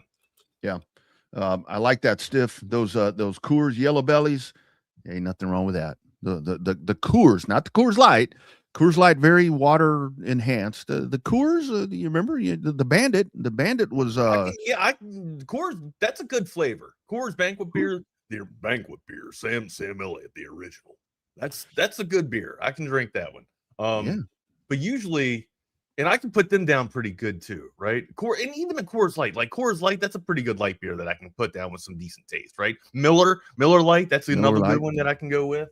But Miller Lite, I just don't drink that much these days. I heard you mentioning the liquor that has like the candy flavored in it. Flavor? That's dangerous. I had Jack Daniel Honey the other day. Not so much the cinnamon for me, but if I have something sweet like a bit of honey of something like that, you taste just a little bit inside of the bourbon or the rum. Man, that's dangerous. That's absolutely dangerous, man, because it's just one more taste. Let me taste it one more time, and all of a sudden you're 3 sheets to the wind. Yeah. To me, part of the good thing about, not that there's really any good thing about drinking alcohol, it's got to taste bad, because when it tastes good, it's like when you get a good steak, you're going to finish it, right? If you get one that sucks, you're not going to. finish it. I don't reheat steak. Like I'm eating the steak right then and there. Or I'm sharing it with somebody. We don't reheat steak, right? Yeah. I am intrigued here. Jake, Yuengling. I am intrigued. How do you know about Yuengling? It's made its way to Texas. So I would go to Florida for the Snowball Derby. Time out. We have Yuengling brew here in Texas. Yes, you can get it here now. And they have like a flight. I think it's Yuengling Flight, I think is what that is. I get that on the road. If I'm going to have a beer or two or 3 or 4, and man, that's good stuff. But yeah, Yuengling is here, and it's a big deal. It's a big deal. Yeah. It's kind of real cheap beer back where we're at. You used to get it for $1. You go to Duck's Sports Bar back where we were at. $1 beer night, and Yuengling was the beer that you were getting. But yeah, dude. Sorry, I'm wrong. $1 wing night. My bad. Yuengling was still like $6, but it was $1 wing night. Still, it was a cheap day. It was a cheap day for drinking and eating wings. But yeah, Yuengling's some good pub beer, man. Well, that's how they get you at the strip bar, to where it's like $2.99 steak, okay, but lap dances $20, beers $8. Yes, do I have a little Yuengling? I do have a little Yuengling. So a little Yuengling in my pool. So here we go. Yeah, no, that flight is really good. The flight will sneak up on you. It is a light beer, a very very good taste with the Yingling flight. But if you hammer down a little too much, it'll make you a little wobbly. All the beer is good, but it's not as good as Altstadt. Remember, when you drink responsibly, friends. That's right. Livingston. Here's the deal. So what Here's are your the thoughts? rub, Livingston? So him going to Oklahoma. I mean, I get it. He's the number one. They have his face on every post office in Texas right now because he is that hated. Look, Is he that adored in Oklahoma? Is he adored? I'm assuming right now. Is he adored in Oklahoma as much as he is hated in Austin now? I'm assuming right now he is. And the whole thing is kind of the backstory on this. CB mentioned this, and if CB reports it, I'm going to go ahead and report it because it's legit. That Oklahoma was where CB is the de facto Yeah. producer of everybody in the nation here. Forget Tom Brokaw and Cooper, whoever, all these people that report shit. I don't know about them, but I know that Chris Bennett's a fucking legit deal.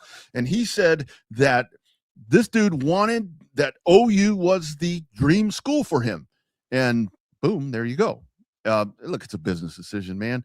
You're fourth or fifth on the totem pole right here, depending on who comes in. Like we talked about, Wags, he has to know that something's happening. I'm sure the school was very forthright saying you were fourth or fifth on the depth chart. And so he went and explored other options. But this is like the ultimate right here. But here's what I'm telling you. The fix is in, Wags. Oklahoma sent him here last year to be Arch Manning's roommate. I love a really good I love a good story like this. You got me going from 6 to midnight here. Right here, dude. They sent him here. They said, go to Texas for a year. Get to know that guy. Become buddies with him. Get intimate. I mean, not that they were doing it that way. Intimate, still, it's close. Intimate means close. Yeah. Be buddies. Live together. Know how he prepares. Know what he does. And then after a year, come home. Wags, this is rigged. I need some of it. Whoever gave you what you have, I need it. So. I made this up on my own without any Yingling or anything. The fix is in. This has been planned the whole time. This has been planned, Wags. It was. I'll entertain the bullshit here. Let's dig a little deeper on this thing. So what do you think they were doing in the room? They're studying over Playbook, going over tendencies on what Arch's tells, huh? You get to know the guy. You get to know what triggers him. You get to know what how he prepares. You get to know how he reads defenses. You get to know what he expects out of his offensive line. You get to know, you get in his head, you play with him. You get to know when he's checking off plays. Remember, it was Livingston the whole time that was when Arch was struggling. That was the guy that he could count on, Wags. Nobody else. It was always Livingston. And now. So hold on, time out though. Because there was a trend in the midseason where Livingston kind of got lost in the shuffle. So you think maybe Arch kind of rolled over in his sleep one night and saw that fucking crimson flag was hanging out underneath the pillow of Livingston. So you know what? I ain't throwing you the damn ball until we get into the bowl game. It's like when you roll over at night and you see a little light and you see your wife. Rodney beat me to it. Rodney fucking beat me to it. and you roll over and you see your wife over there texting another dude. That's what happened one night, because they have beds like this, like the Brady Bunch. They have separate beds. Arch rolled over one night and he saw Livingston texting somebody from OU, and he's like, "Oh, motherfucker, this son of a bitch! I know what he's doing. No soup for you."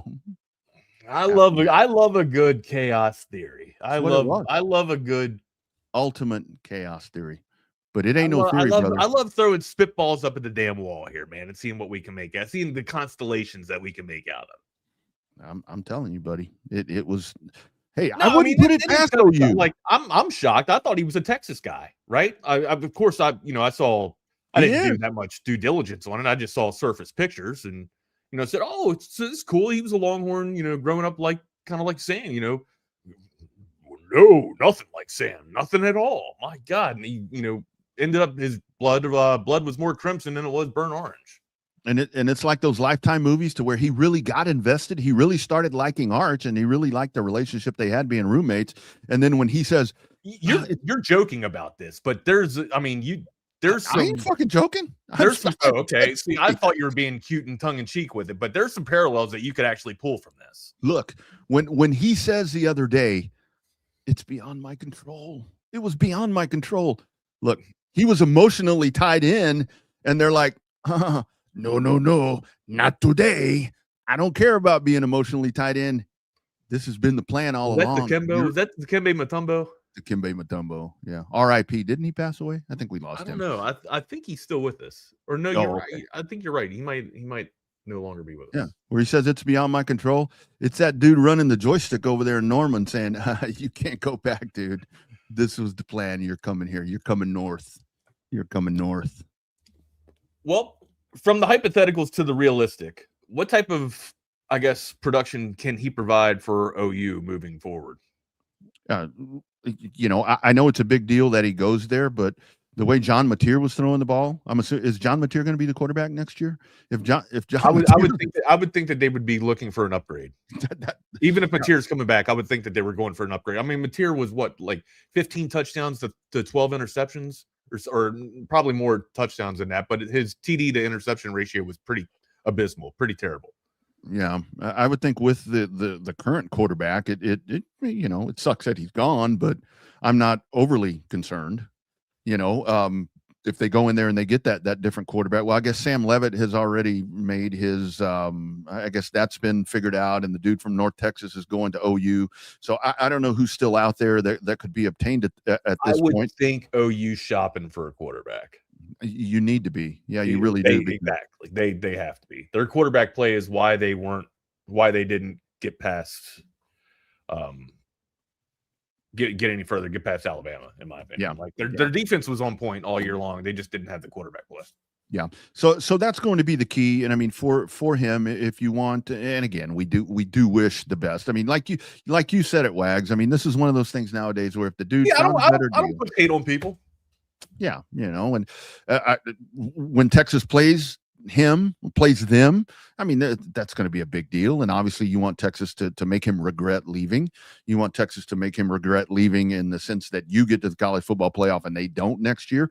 But I think that, yes, OU does need to go. I think he can be a really integral piece because, look, we saw him make him really good plays here. And like we said, when Arch was not at the Arch Manning pace that we were watching him grow into now, that was the guy. So he can be a real good I think he made Livingston the guy too much in the beginning, right? I think he tried to carve him out as the guy when he had other options open. He missed a lot of options because I thought he was trying to make Livingston number one ultimately. So he was the safety blanket, and he was because he tricked him. He won him over. No, but it was whispering sweet nothings into his ear and shit. Yeah, like at night, he's like, I'm the only one that's really gonna catch it. Look, they had that relationship, and he really was the safety valve. But I think if you're OU, you do need to go find a quarterback because this guy Mateer is not your guy. And look, he was banged up too. I think one of the things even if he's not banged up, Mateer isn't the guy. He's just not. So here's my son asked me yesterday how I felt about the move, right? How, if I wished Livingston well, and absolutely, so here's the thing, right? NIL has changed, the portal and NIL has changed football significantly. Football was one of the only sports to where you didn't get your worth or your return of your value until your career is basically ultimately over, right? Like how long, most people don't even get into the NFL, right? And if you do, you're in the league a shelf life of 4 years on average. Right. I don't know. It probably fluctuates. I know it fluctuates by position, right? But ultimately, overall, it's probably 4 years, 5 years average on average. I think with the way that football is now, I have no quarrels or problem with anyone going out and getting their value or their bag, right? It sucks that you're leaving. It's the loyalty will never be there like we want it to be, right? Like players will never be loyal to the institutions anymore, right? Right. Or very rarely will you find the Taft story, okay, where you have a walk-on who grew up wanting to play for that school and just all of a sudden, he's elevated to top of the league, one of the best superlatives in the league, and he could go anywhere if he wanted to, but you elect to stay there because of the loyalty of your team, right? Now, I'm not saying I don't know if he could have gone anywhere or not, but he was the right fit, the perfect system, it seemed, for Taft in Texas. That's going away. Usually you don't have, we're probably going away from all the loyalty to the institutions, and I'm okay with that. It sucks, but ultimately I think as people like us have played football before, our bodies have gotten wrecked and we got no return off of it. Just the glory of the gridiron, right? And the loyalty of the team or the club, that's no longer there. So players got to get their ROI somehow. I have no beef with people wanting to go get their bag, especially when they're not getting a return on their product until ultimately at the end of their career. Whereas basketball and hell, soccer, kids are getting you're going to academies and getting deals and shit by the time they're 10 years old, and it's the world sport, of course. But anyway, it's just, that's the parallel that I was kind of create there. Yeah. Jake, it's funny that you mentioned that because I had this to upload this week. Yeah, and most had to be okay with the college education being good, right? Yeah. And it's great. That is a great honor and a great, I guess, thing to have, right? But ultimately, people want that bag, man. Yeah. Here we go, Jake. Don't bullshit a bullshitter. Right there. Yeah. I mean, look, and it's the same way when I grew up as a Cowboy fan. It was like the guys that played on those Cowboy teams, they played there till they were done. I mean, they never moved. They never moved. They were with that franchise the whole time. And that's where it's just different. And for a dude to go out and find what's going to be the better opportunity for him. And that's, I see a lot of times when these dudes move around wags to where it's like, well, they got to do what's best for their family. I guess, right. That's somewhere in there. You hear that narrative a lot too, right? And I guess it would hurt or burn a little bit more if we absolutely needed Livingston. Right? Like, I guess that's why I think that's why I'm more at ease with it, is because, okay, cool. Like, you probably, how many snaps were you going to be on the field for anyways? Or probably a decent amount of snaps, a handful of snaps, but how much of an impact were you going to make, especially with Coleman coming here and trying to make Wingo the 2 now if Coleman's going to be the 1, right? And with our underclassmen starting to blossom and bloom, how much of an impact is Livingston actually going to be? Mm-hmm. And if you're him, you see that. I mean, with the Cam Coleman thing, if he's going to come here, I am a little worried that Coleman's visiting Tech simply for the money part, because like you said, that's what it's all about. I'm all right. I feel like it's kind of a lock in. Of course, nothing's locked in until it's absolutely done. But after talking with Jordan, over the past couple of months or whatever, I feel like kids are going to take these opportunities to take visits anyways, regardless, just to have the experience, right? I mean, it's a once in a lifetime experience. And ultimately, it's one of the biggest decisions of your life. So you want to make sure that you get it right. But yeah, do I feel like Tech could entice Coleman in last minute? I don't think so.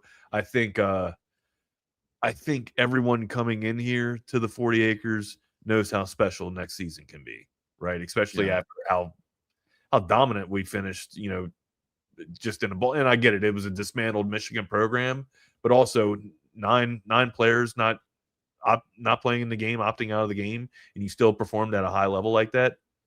I think Texas is going to be ripe for the picking next year.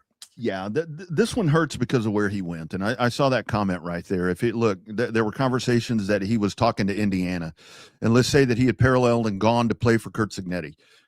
People would look at that and say, okay, he's wanting to go to up to a program that's on the cusp of winning a national championship. People aren't pissed that he's bettering himself. People are pissed that he's going to OU. And that's where, and the argument is great that when you look at the quarterback situation, going from Arch Manning to John Mateer, I mean, look, that's a very that's not even a lateral move. You are going totally down the depth chart right there, or the whatever you want to call it chart. But if he goes to Indiana, it's like we would be of the mindset, oh, he's wanting to better himself, that he's going to that program that's about to make a run. That's about to, with the pieces in place, even without Fernando Mendoza. Indiana's made the run, buddy. Indiana's making a run right now. Indiana has made the run.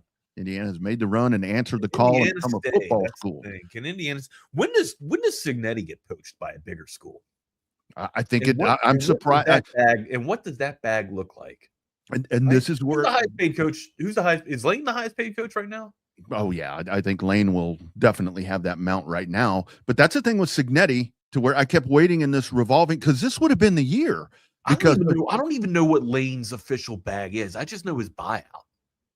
Yeah, well, and still getting paid now for what Ole Miss is doing. So it's like, so Signetti does I thought that would have been the thing, that he would have made the move during this cycle, because this is where, how often is it that you have Michigan, Penn State? For sure, Rob, we know that he got it extended. I just like when that day comes, what does that bag look like when Signetti leaves Indiana?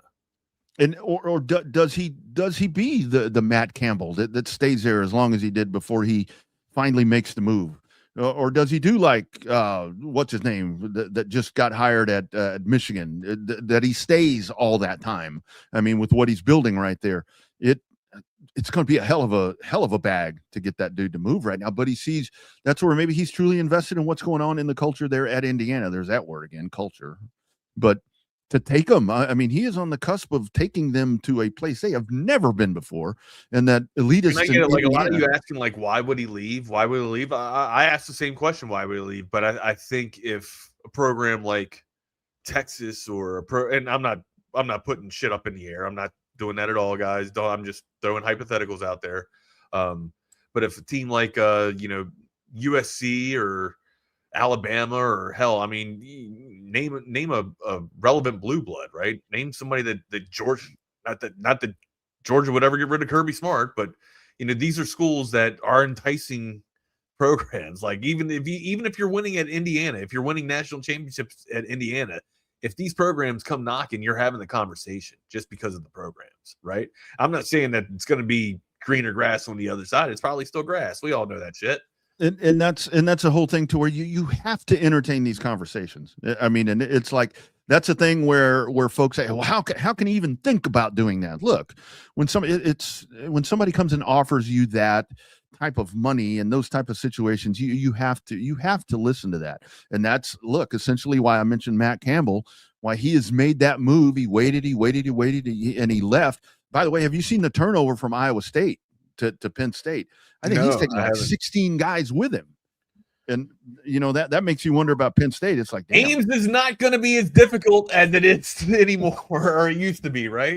But that's where you think about that, and it's like, is Penn State at a point right now where you have to go like poach Iowa State's coach and all of its players? Yeah, it got that bad all of a sudden. Knee-jerk reactions going from they were preseason 1, right? Or preseason 2. No, they were preseason 2 because Texas was preseason 1. Yeah. It so I mean that's the nature of it, but you have to listen, and that's where it's so hard now with the players, to where it's like the agent really does drive everything, and people you can't collude or whatever with the player, but yeah, you can call that agent anytime, right?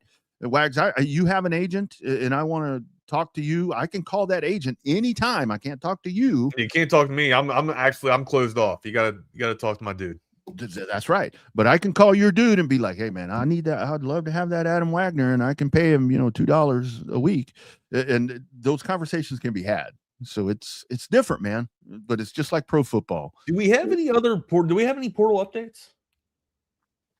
The only thing now up to 20. Wow, that is up to 20. What's up? Well, the portal update we didn't get, and this directly affects Texas, is Jadan Baugh ain't going to the portal. Yeah, I saw that.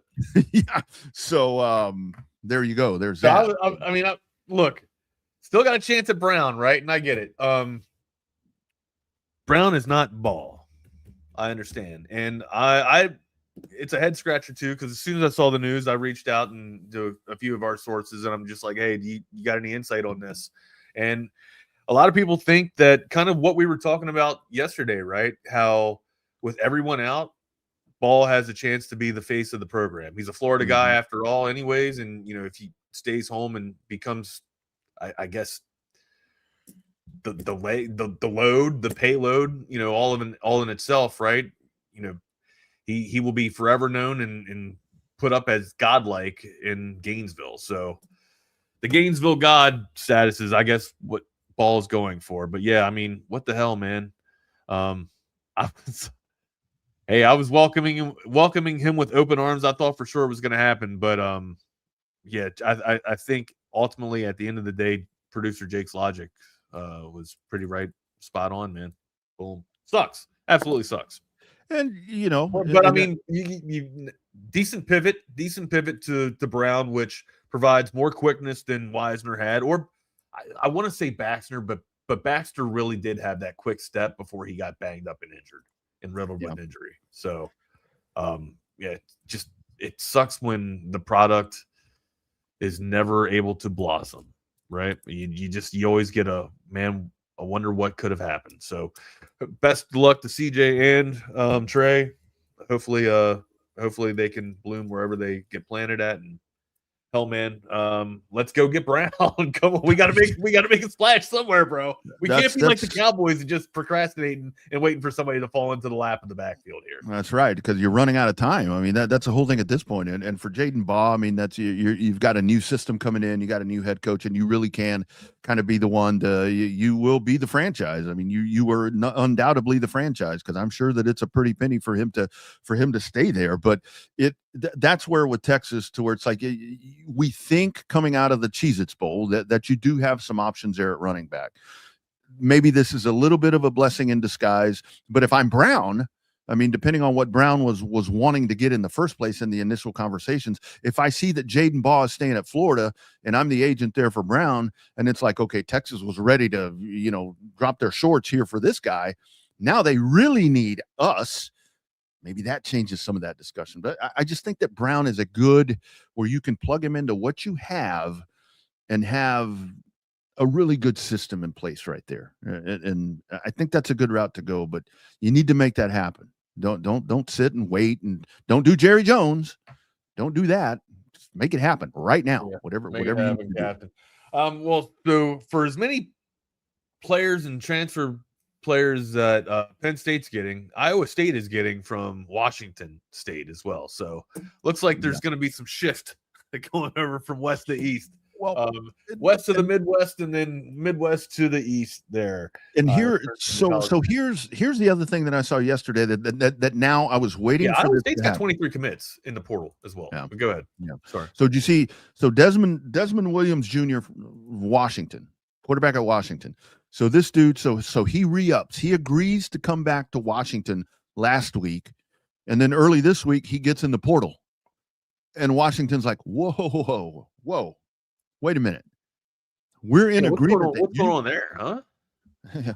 We're in agreement that you're coming back and you're declaring you're going to the portal? Wait a minute here. Again, no control over all this. I would think that you're financially obligated. We had the conversation about signing contracts and binding deals and all this. Is that really what's going on? But here's another, what do they call it? Learning step or whatever. What happens here? Who is going to enforce this? The school is, they're like, you ain't going nowhere. And yes, CB, this is going to go to court. I was going to say it has to have some type of legal actions are going to come about this, right? Yeah. And I've seen some stuff on X where it's like, well, the NCAA, the NCAA ain't going to get involved with this. What do they have to do with it? This is a binding agreement between the school and the player. The NCAA is like, this is what you wanted. You figure it out. Yeah. So, man, LaFowl leaving that really sucks too. I mean, shit. I guess writing's on the wall there. Yeah, Texas. Though, somebody was asking if we were able to get Bo Masco. I believe he is linked. I got Horns 24/7 up, and it does say that he has committed. So, Masco is a inked deal. The defensive back from Rutgers there. Hopefully, that should sure up thing. I also saw that I believe Williams took his name out of the he's staying. Portal. Okay. and that's good for the secondary. Absolutely. That's again one of those areas where you Masco committed last night. All right, cool. Right on. Yeah. There you Yeah, go. but still, I mean, what Texas now has 1, 2, 3, 4, 5, 6, 7, 8, 9, 10, 11, 12, 13, 14, 15, 16, 17, 18 now transferring out. Yeah. And that's, again, this is, I talked to some folks from around the country and they're like, what's going on over there? When the 2 stars are coming out and the 4 stars are coming in. Yeah. Yeah. It's a good thing. They're like, what's the problem down there? What's going on with the mass exodus? I'm like, it's the nature of the business. I mean, you can listen to offers, you can entertain offers. Somebody, you have a job, you love your job, but somebody offers you more money in a better situation, you're going to take that, and that's what happens. And it's one of those things where hell for the coaching staff. Livingston as a 4 as a rising star on here. A little craze. Anything shocking you going around the nation here? He's going to need a better quarterback. That's all I got to say for him. But good luck. But like I told you, this is it's rigged. This has been the plan all along. This is interesting right here from Derek with Ty Simpson going to the draft. Alabama with Sam Levitt. If they can make that now, Sam Levitt, I think, would be someone that OU should take a look at as well. That could kind of that. I think a Sam Levitt, kind of like the Baker Mayfield type of quarterback. That's a good comp. I think Baker's probably got better mechanics, not better mechanics, but I think he's probably got a better aerial assault than Levitt. But he's got that type of moxie, that Baker moxie. Yeah. Yeah. So that's going to be an interesting name to watch because we got to know the Sam Levitt name really, really well last year in the college football playoff. So to see where that dude ends up, I think will be something to follow along. Yeah. I don't know if Levitt can put it all on his back. Right. But he can definitely contribute with sharing the payload for sure. I think he needs the one to go with him to be the 2. Honestly, I don't think he's a guy, but he can be a contributor for Oklahoma. He's better Mateer. I'll say that. Yeah, absolutely. And Mateer will be one to watch as well. I mean, what happens with all of that? But I mean, that's just kind of the synopsis here of everything going around the country right now. Of course, the big thing is it's that there's a lot of emphasis placed on this thing with Livingston just because of where he's going. I mean, that's the big part of it. It's a big part of it. And look, good luck to him. I mean, wish him all the best, except at Red River Day. Yeah, I'll be interested to see. I did see that Brown is on campus, so hopefully we can ink that up. I have a strong, confident feeling that Coleman will be committed and inked up here shortly as well. So. Yeah, and because that is based off of who we're talking to. Yeah, because it's been with the 2 guys between Coleman and then what you were hoping to get with Baugh. Those were the home run hits. Well, you whiffed at one of them, and look, I mean, you whiffed at it because he chose to stay where he is. Yeah. You didn't get. I mean, well, you did. You got beat by Florida, so it's hard to beat. It's hard to beat the incumbent. We all know that. Yeah, but I think if you nail Cam Coleman, if you're able to bring him in, I think that even on the Baugh thing, bring in Brown. And again, look, we're sitting here talking about Brown like he's a nice little trio between Brown and the law firm of I mean, hell, just put Brown's name up on the damn wall there between Simon, Clark, and Brown. That's a good little law firm in the backfield there. Let them tote the rock. Absolutely. So, my bad. Simon, Clark, Brown, Manning. My bad. There you, yeah. Well, that's the thing. You ideally don't want Arch to have to do that as often, but then how do you stop him? No, but if I'm seeing what I'm seeing in the bowl game, right? I'm good. As long as he's taking 60-yard scampers and not getting touched, I'm fine with that. You know what I mean? Mm-hmm. Go ahead. If you got that lane, if you can see that lane, take off by all means. Yeah, there it is. I mean, run threat option. You talk about it all the time. Derek Cooper coming too. I mean, there's things are looking up. I know it's a lot of doom and gloom right now because people are leaving and we're prisoner of the moment and we didn't get Ball and shit's trending down a little bit. But hey, man. Brown coming in is a nice little supplement. It's more speed. It's more speed than Wisner, which is what we needed. We needed somebody to seal the edge. We got tight ends, blocking tight ends that can come out and help with that now. And then you get a little bit of quickness there in your backfield, and boom, you got the edge. Unless something really tragic happens. On Madden, I should have had a pen to draw up there. Boom, you got the edge. That's right.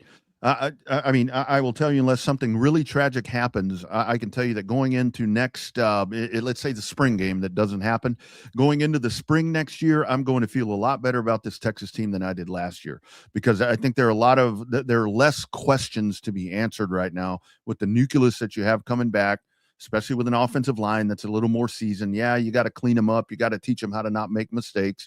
You got to fix all that. But that's the coaching staff's job. You've got a running back room that there's a future there, and if you add Brown, I think there's that. Arch Manning has developed into probably a Heisman favorite. The secondary is a little more solid. Wags, there's going to be some questions on defense, but I'm more confident right now, even with the exits. I'm not trying to sit here and just drink nothing but burnt orange Kool-Aid all damn morning here, or burnt orange coffee. But who other than Arch is a standout for Heisman next year, right? Based off, I mean, love, or excuse me, Gunnar Stockton, I think is maybe a guy that's going to get a lot of love, get a lot of preseason love with him coming back, because I think that's one of the things, even with Georgia getting bounced. Saying, why the hell did I just call? Oh, Julian Saying, yeah, Julian Love, God. Julian Saying. Julian Saying. Julian Love. That's one hell of a porn name right there. Julian that sounds Love. like a wrestler name. Wasn't that a wrestler or something? But yeah, I think those guys, Saying, Stockton, Arch, that'll be your perennial favorites. Hey, and we'll have an early season matchup with two of them again. Where, think about that, when those two play. Yeah, more will probably be there next year. Yeah, no doubt. When those two play this year, it's like dramatically different. Yeah, Chambliss is a great Chambliss call. gets the 6-year granted. Chambliss will probably be in that conversation. Hey, they may be national champions with that dude coming back. That's and Lacy. Yeah. They're gonna look, man. They're gonna be missing out on an offensive coordinator, so they're gonna take some natural regression, I think. But I think Ole Miss is gonna be fine. Yeah. Hey, code of text line. After them being okay this year from last season, because last season I thought was if they literally had the eggs last year, right? To have all the marbles for the national championship, and they blew it. Like Jackson Dart threw it away. So, yeah. Code of text line. Florida ending, Ole Miss's run kind of, and then Texas's run the next season. So. 254 number 0119. Don't leave. You are on our text line. So you have found us on our audio only app. So yeah, you can't see us, which is a good thing for you. That's probably best that you can't see us. So. If you do want ultimate beauty, go to YouTube and search Texas Sports Unfiltered. That's Texas Sports Unfiltered. Or TexasSportsUnfiltered.com. There's a direct link there. Yeah, go to the app. The app probably takes you right to it as well. There's all kinds of avenues of approach, man. Yeah, you're on the old school radio. But we're not naked or anything right now, so that is enticing. That's a tease, as they say. Usually, sometimes we get a little crazy and chaotic. It's called Chaos Theory for a reason. We can be. And I'm getting, does this line still work? I guess everything's okay on the app. Somebody's asking about this line. Does this line still work? Yes. Maybe they're just wanting a response. But when we get into heated conversations like today, a lot of times the text line will kind of it's totally fine, Wags. I know this was not Bucky and Aaron. I just forgot to update the track data. This is actually Chaos Theory. Yeah, so it's been Bucky and Aaron for the past 3 hours and 22 minutes. No, that's okay. Those guys, us guys, we're all family. It's the same. It's a morning show. It's a morning show. Well, happy you're with us. Happy you are with us. Where do you want to go to next, partner? Morning radio. Yeah, man. Harbaugh. And there are so many. Oh, look here. See, there we go. It worked, because the person wondering if the line still worked, I said yes. What I say is I would pull for Livingston if he went anywhere else. That's the mindset.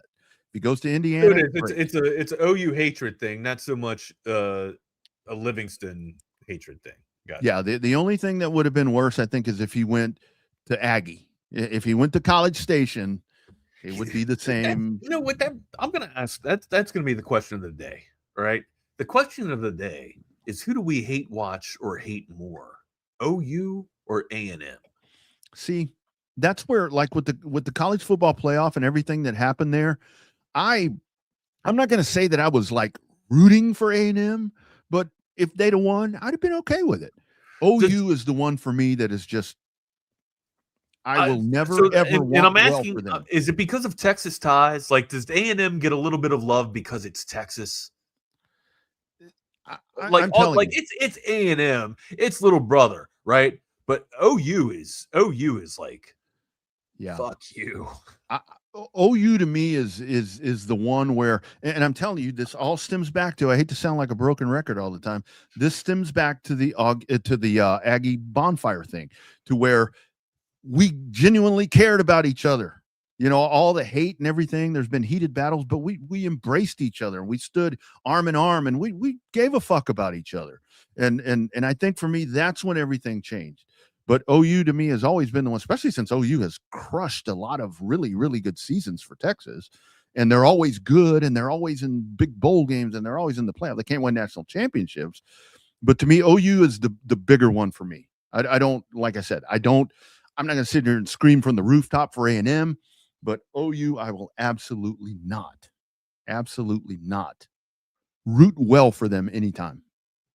I don't know what that's all about. Right. Well, I guess I have disdain for both of them. I'm a transplant here in Texas, so I'm bringing the Maryland roots with me, and I'm going to hate on them, both of them equally. So, yeah.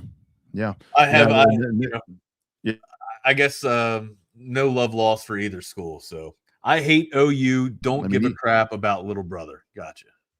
It's kind of one of those. I guess that's well put, right? I hate OU. And little brother's irrelevant.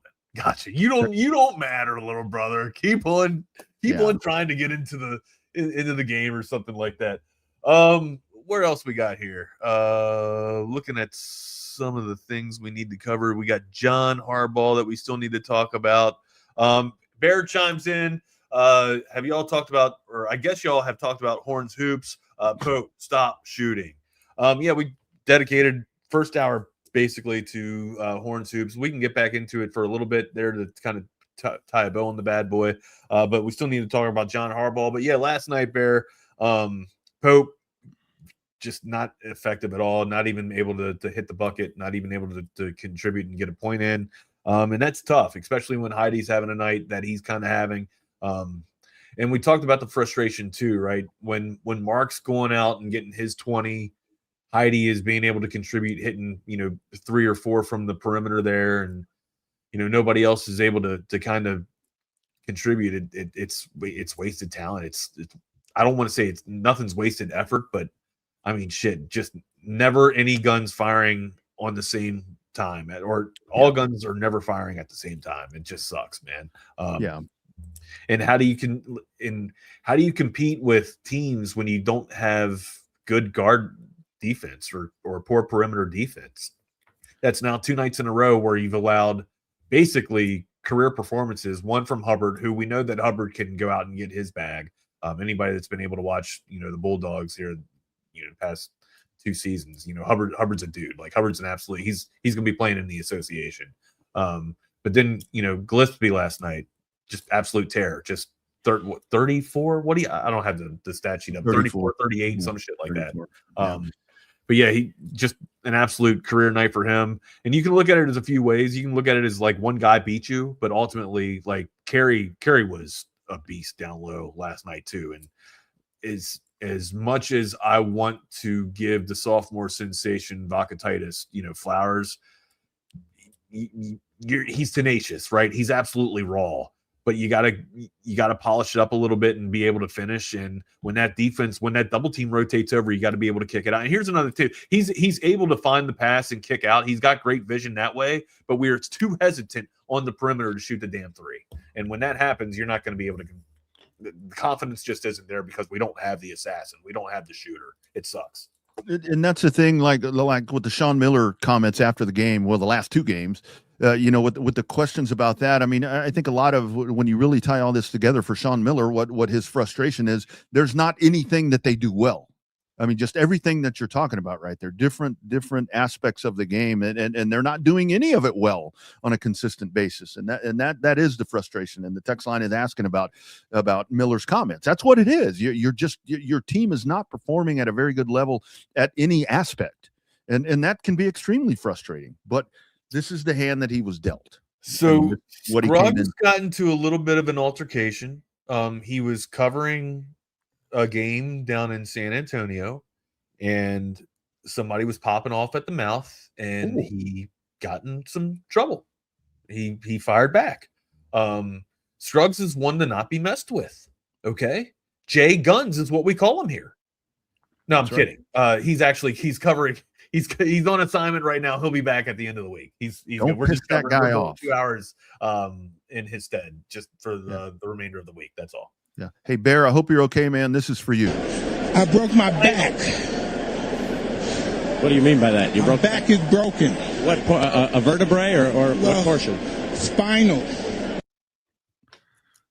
Just jacking with you, Bear. Hoping everything's well. If you're playing softball tonight, for crying out loud, just in time for softball. Getting that vertebrae right for drunk or beer league softball. That's what we love, man. And I saw some people asking on there about the Coors Banquet. You get that shit at HEB. I mean, they got it in the shelf ready to go. I mean, they got banquet beer there. They got the banquet beer. They got the little yellow bellies too. They got the little glass ones with the round thing and the yellow wrapper. So they got them.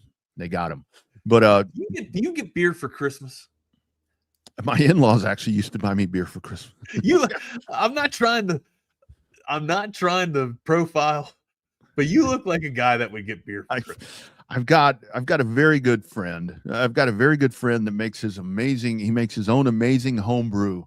I mean, it's very good beer. And we during the holidays we go to their house, and this dude, he's got his home brews out there. He's got them on the table for, whoever's there. They're like, there's a home brews. And then I come rolling up and he's like, and for you, he'll go get like a Mick Ultra, or something like that for you here.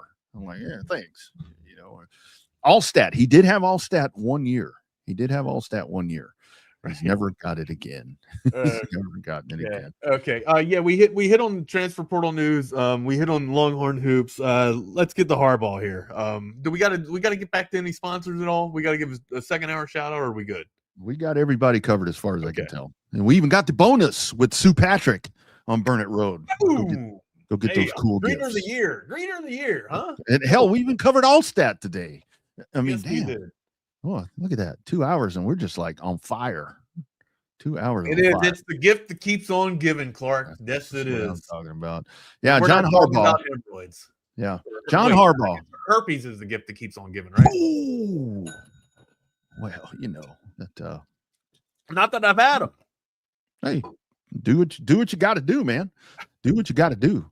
But where do you want to go? John Harbaugh. Can we talk to John Harbaugh? So John Harbaugh, I mean, I thought it was interesting that the agent says, so he got 7 phone calls immediately when he was fired. Other than Baltimore, there's only 6 jobs open. It's like, who's calling you? Hey, somebody. Hey, John, it's Jerry Jones. Just Jerry Jones. No. Jerry's good with Schottenheimer, right? Jerry's okay with Jerry Jones. Yeah. I don't know, man. That's one of those things to where it's like, we're like, you need to get this guy, but oh man, BK's theory is really good, but he could be the one to break it. John Harbaugh being to me, John Harbaugh in Atlanta, easy division. You talking about the coach that already has Super Bowl? No, the next landing spot for him, for John Harbaugh, for him in Atlanta. I mean, you got to figure out the quarterback thing. What are you going to do there? They did restructure Kirk Cousins. Did you see that? So now it'd be easier to get rid of him. So they see that. I might lose internet here in 1 second. All right, just to give you a heads up. Yeah, you're good. But I think Atlanta, with the pieces that he has in place there at Atlanta, in that division, I think that would be the most logical place for him to go. And immediately, you are. If I do lose internet, you got to pick up the app. All right. Yeah, I got you. I'm going to answer this because I've seen it twice. The McRibs are gone. There are no more McRibs. It ended, unless they still have them. I haven't asked for one. I will do that later, though. I'm solo tonight for dinner. But if you can imagine John Harbaugh going to Atlanta or Miami, I think are really good landing spots for him. I keep hearing the Raiders. You get the in-division rivalry there with Jim. I don't want to hear that. I'm over them too. I don't need that story. I think Atlanta would be great for this guy, Wags. I'm thinking what would be a better spot between Atlanta or Miami. Atlanta's got the pieces in place already, you'd like to think, right? They got the running game that Harbaugh's, pretty solid with, and hell, like Harbaugh made his way as a special teams guy. Am I right? Like that's where he got his calling at, and then kind of blossomed from there. I feel like he'd also have a decent splash in Miami as well, right? With the young, I say that they got a young squad, but I mean, they're kind of aging rapidly though with Tyreek Hill and Waddle there. Waddle isn't exactly a spring chicken anymore, man. Yeah. So I mean, I think if you go to Miami, if you're John Harbaugh, you're I mean, unless you find a free agent quarterback, your option is going to be Quinn Ewers. I don't think, to me, Are we confident it's going to be Quinn over Zach Wilson? I am. I think that Zach Wilson is perfectly settled in. Whether obviously not his choice, but he's going to be a backup quarterback, whether it be to a young Quinn Ewers or he goes somewhere else and is backing up, insert the name. I mean, for him, go to Pittsburgh and back up Aaron Rodgers or something like that. But that didn't work out the first time, man. Yeah. There we go. Didn't work out too well the first time. If I'm Zach Wilson and that comes up, I think I'll probably just retire. Yeah, I'm probably avoiding Aaron Rodgers.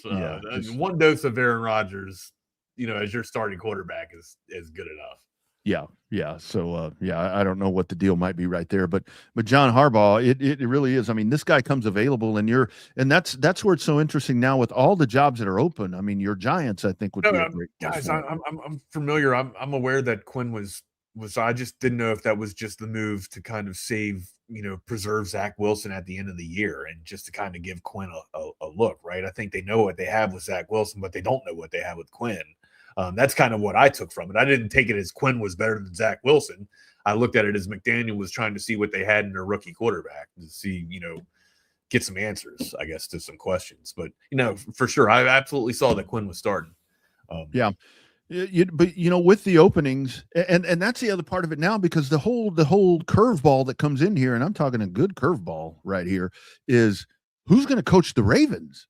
Because that team, I mean, you still got Lamar Jackson, you still have all that. We talked about receivers, got to get the defense back on the right track again, but that's a very lucrative job right now that has suddenly come open. Yeah, I would say it's a playoff team, right? The Ravens are a playoff team. Absolutely. What? Not that it matters, but I'm curious to hear is Harbaugh's firing on time or on point, or do you think he deserved kind of a few more years? Because there are a lot of people from the Baltimore fan base that are happy with this decision, or said that 2 years too late. You have that 5-year window that they talk about where the coach and the quarterback have 5 years to win a championship, to go to a Super Bowl. They've exceeded that. They'd be going into year 8. So something had to give. Look, I really do think, I like Lamar Jackson a lot, but the thing that I've always kind of talked about with Lamar is he can't get past Pat Mahomes. He can't get past that ceiling. I put some of this on But Lamar. Is that on coaching though? You look at some of those playoff games, some of the play calling, when you get in those tedious situations have been a little suspect, we're play calling. I think it's a fine balance of both of them, but I do put it on both, but I think you have ultimately you got to be able to perform, right? You have to, you absolutely have to. And if you're the Pro Bowl, I just go back to that old clip from Saban and Belichick that always says you can't undo poor coaching, right? Yeah. Like, and I kind of always fall back on that. Like, ultimately, it comes down to execution, yes, right? But if you don't have your players in the right position or in the right spot to make that execution come to life, you're setting them up for failure. And that's what Belichick and Saban were talking about in that clip. Yeah. So ultimately, that's what I fall back on. And that's the thing with Baltimore, to where you have been this close so many times, and you still haven't been able to. And I think the constant here to where it's like you can't get past Kansas City. That's where the hindsight is 2020. Let's say it wasn't Kansas City. Let's say it was Buffalo. And this is the perfect year to get past Kansas City, man. Right. This would have been the time, and that's why I even go back to Buffalo right now. And I'm not saying that the Buffalo's coach needs to be fired, but here's your chance. I mean, when you look at what you have in the AFC, it's a bunch of young teams that we're talking about potential, franchise quarterbacks for the next 10 to 15 years. And here's Buffalo. Here's your time. Here's your time. And Lamar's not here either. So, I mean, what do you do out of this? Buffalo still needs a top end wideout, and until they get a wideout that can, blow the doors vertically off a defensive back or the defensive secondary, I don't think Buffalo is going to be that much of a threat. Of course, there'll always be a threat with Josh Allen at the quarterback, but I mean, you're getting your aerial assault through your tight ends, right? You're coming out in 13 personnel. Mm-hmm. Like, what the hell? What the hell? And here's my thought and kind of my question for the coach of the Ravens is you come in and you coach the Ravens. This isn't Lamar Jackson 5 years ago. This is a different Lamar Jackson. What kind of offense? This is a battered and beaten up, miles on the wheels Lamar Jackson. This dude is beaten up. I mean, how do you? Did you hear Jason. Your dog fart? No, he did a dead flop off his bed or the couch. He just did like the whole damn house shook. Yeah. Jason Garrett being thrown around because Jason Garrett's interviewing for some jobs right now. Yeah, I saw that. I saw that, there's rumors and trying to ink Jason Garrett back to New York. No, I don't think. Look, I think Harbaugh with the Giants, I think would be great for the Giants. I don't want that either, man. You don't want that? No. I would like if we're going to go with a retread. All right, if we're going to retread, if we are, let's bring in Spagnuolo. Okay, let's give me a guy that I know that can get the defense right. The defense is already there. It's just a couple of moves, a couple of pieces away. Statistically, not exactly the greatest defense, but it's got some players on there that can absolutely just rip your offense apart and just be an absolute mess for you, right? Game wreckers, absolute game wreckers, right? I think with the right coach, the right mentality, and the right scheme, I think that defense can be a championship defense. That's just not my, the love and passion for blue here. I'd also like to see, I've seen people throw out Joe Brady, right, as a young, vibrant, offensive coordinator that can come in there and kind of, throttle that offense up and get it firing on all cylinders. I like that idea too. I rather go with a coach that has more experience and is more seasoned, right? Not that Joe Brady isn't up for the job, but I'm a little reluctant after seeing, and I know Joe Brady's I know Joe Brady and Dable aren't the same type of coach, and they scheme completely different. I just feel like after seeing what I saw from Dable, I'm reluctant to welcome in another offense coordinator from Buffalo who's kind of trying to find their next Josh Allen, right? Or trying to work with what they had with Josh Allen. I think a lot of parallels are there between Josh Allen and Jackson Dart. I do. I would just like to see a defensive mindset come in and kind of shape this thing up and let the offense kind of take set or let it take its wings naturally. I think the offense has got a lot more playmakers on it to kind of work with. You got Malik Neighbors, you got Jackson Dart now. I mean, hell, even Robinson, Robinson's doing fantastic work too. So I think there's some players on there that's able to make some things happen for the Giants. And I think that's where if you're the Giants, if you go in that direction, if you're going to have the defensive minded head coach, that's going to work with the defense, you need to go out and you need to get you a very progressive offensive coordinator that's going to be the one to sit there and take your quarterback to the next level and build that offense like that, because you don't need a head coach. I don't know who that guy would be. That's the tricky part, right? Because you look at all the coaching candidates that have become available right now, and to kind of shift this over to the Dallas Cowboys, I think it's imperative right now after what happened yesterday. You fire Matt Eberflus, and then this happens with the Ravens. You need to go get, whether it's going to be Brian Flores, Jim Schwartz, Raheem Morris. You better go fucking get your guy, because they are now head coaching candidates. I brought out Todd Bowles. Like, there hasn't been a move yet. I haven't seen anything from Todd Bowles getting fired, but I would assume that the Bucks might want to move on from the Todd Bowles era, right? So if you're Tampa Bay, do you make that call? Do you call John Harbaugh and be like, "Hey, man"? Yeah, I mean, if you know, if and also, like, to the other point too, like, if I'm the Cowboys, Eberflus just got fired, right? Todd Bowles might have had a little bit of a fallout, a little bit of a burnout rather at head coach, right? But the dude still knows defense, right? The guy knows defense exceptionally. I reach out to Todd Bowles if a scenario happens where Todd Bowles gets fired. Hey, man, if you're looking, to kind of, get your legs back underneath of you, we could use one hell of a defense after being one of the worst defenses in history of the league. We could use somebody to bring in a playoff caliber defense here to make our team championship contender. Because if they had that, they absolutely would be in the running for the play, or at least in the playoff. They'd absolutely be in the playoffs. And here's where I think it could get interesting within about a week or so, is that I think that if Houston beats Pittsburgh on Monday night and Mike Tomlin goes out again, one and done in the playoffs, I don't think the entire Mike Tomlin out of Pittsburgh conversation is extinguished just because they made the playoffs. I truly believe that whoever lost I think he's got 5 more years, dude, because I'm just not sure it's there. I think that was the biggest thing with Baltimore, to where they finally realized Pittsburgh just doesn't make moves like that. I know.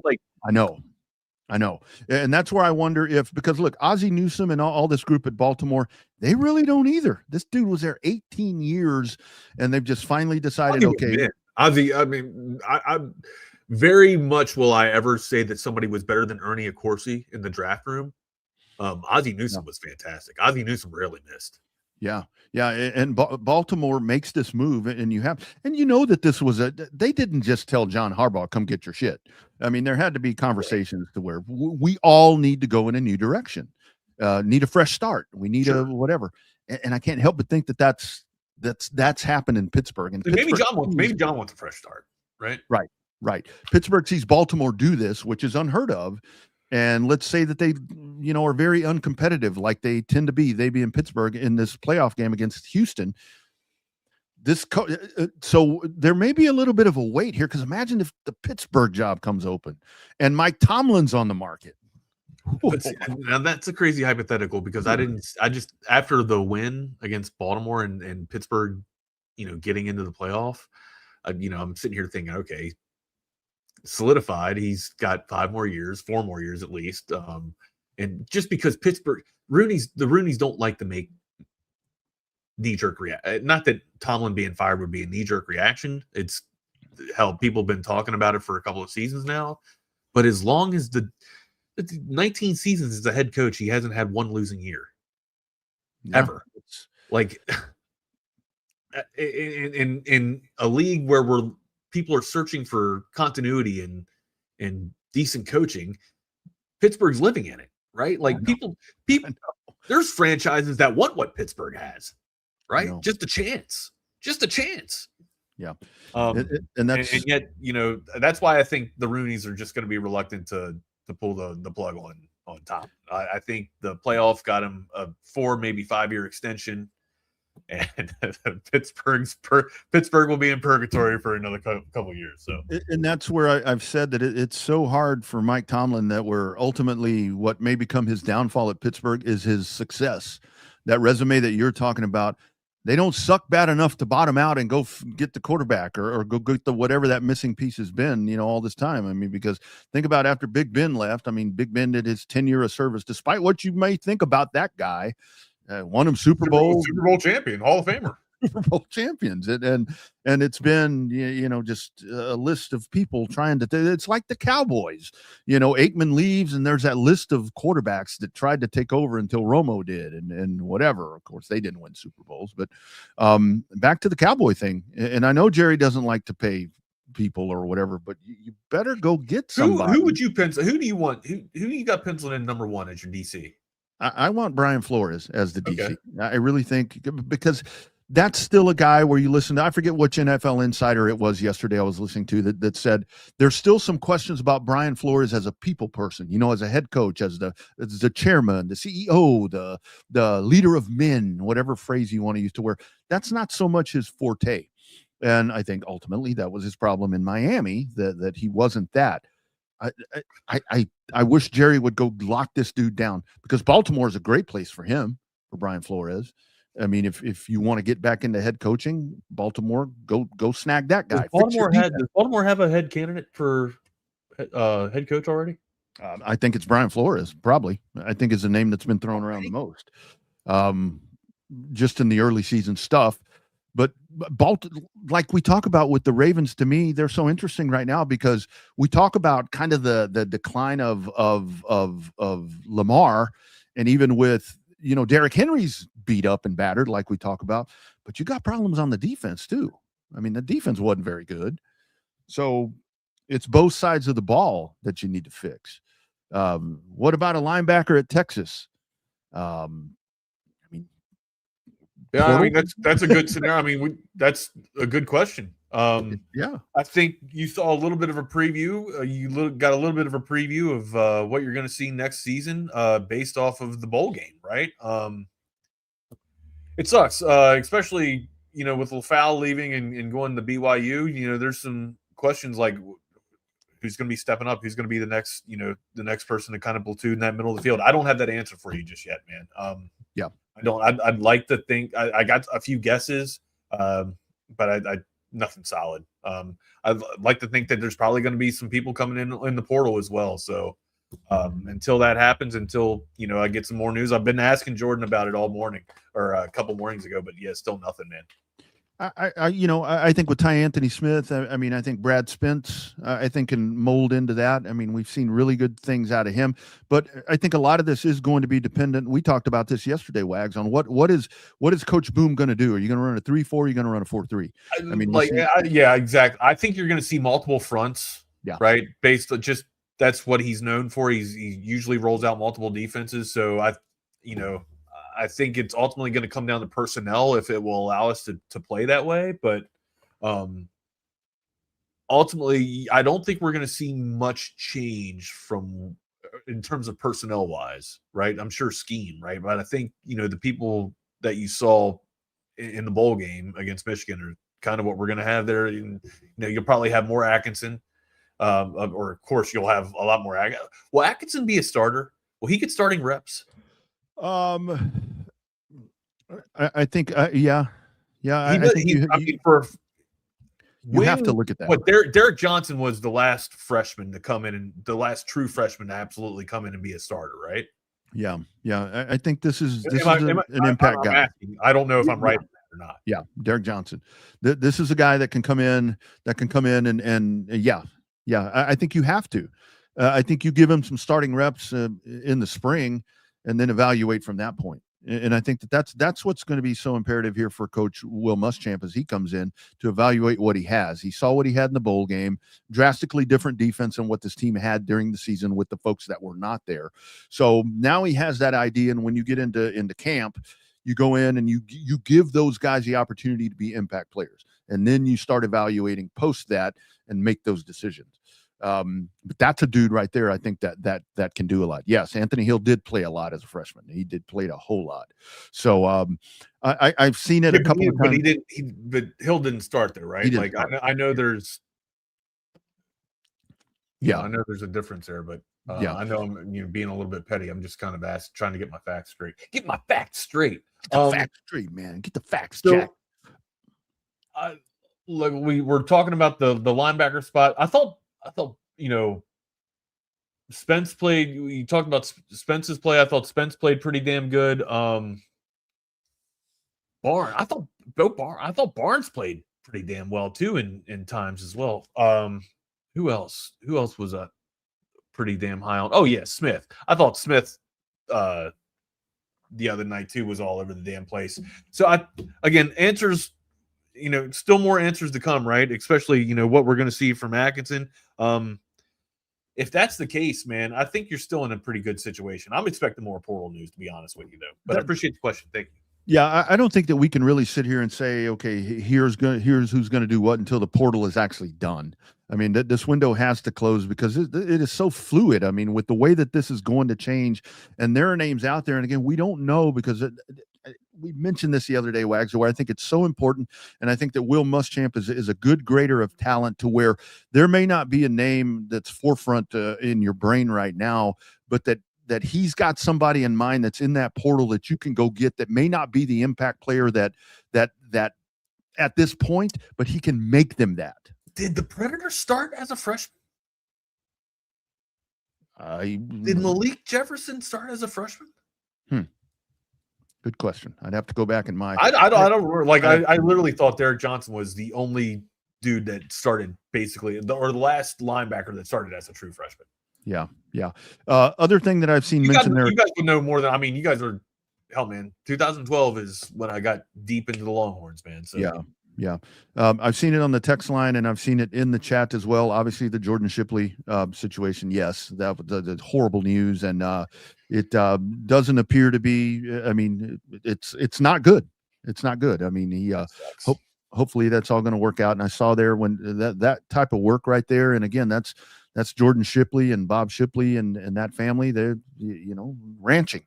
That's hard stuff, man. So all the best to them, and of course, our family here at Texas Sports Unfiltered, wishing all the best to the Shipley family. We'll keep you updated as anything. We will. That's hearts and prayers, absolutely. That what else too? That we're talking about it. Malik Jefferson. I'm very shocked that he did not have a good pro career. Right? I mean, just a dude that I felt he gets sideline to sideline better than anybody in college football. And it just goes to show you like the leap that you need to take moving from college ball to pro ball, man. Because I thought Malik, I thought he was the Predator. Hey, dude, he would prey on everybody, man. Absolute dude could roam, dude. But maybe I guess he just didn't have the size. And that's where you do see that a lot of times, to where the pro game acclimates itself better to some of the guys. Right. He did double R. He did start for Texas is the Joe Tessitore game. Yeah, I remember that's an 18-wheeler game. That is how far we have come. Oh yeah, that's where we used to be, bro. That is where we used to be. That was about to be a run of national championships like we'd never seen before after that game. Remember that? That's why when folks are bitching about 10-3, think about those days. Oh my God. Yes, that's what I mean. Like 10-3, if we're bitching about 10-3 and not getting to the playoffs, that's a good sign. That's a really good sign, right? Yeah, man. The standard has improved drastically. Yeah, that was pretty rough, and those were tough times. Those were very tough times back in those days. Forgot about that. God,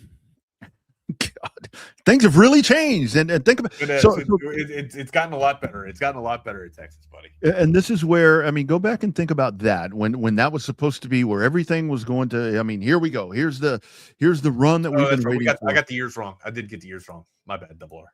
But think about all the changes between then and when Sark got here, to where it's like we've been through. It wasn't exactly pretty in Sark's first year either. No, right? No, it wasn't. It wasn't. But you saw a path moving forward, and I know that this year was a step back. Breckenhager, I know this year was a step back, but seriously, here's. We're not going to call it a step back. We're going to call it a lateral step. We're going to take a lateral step. I think it's just. We're not going to say. Well, no, you know what? It wasn't a step back. It was a lineman step. It was an offensive tackle step. All right. Yeah. We're it's a gather step. Can we call it a gather step? Yeah. We'll call it a gather step. This is just you missed expectations. Look, you stubbed your toe against Florida. Let's call it what it is.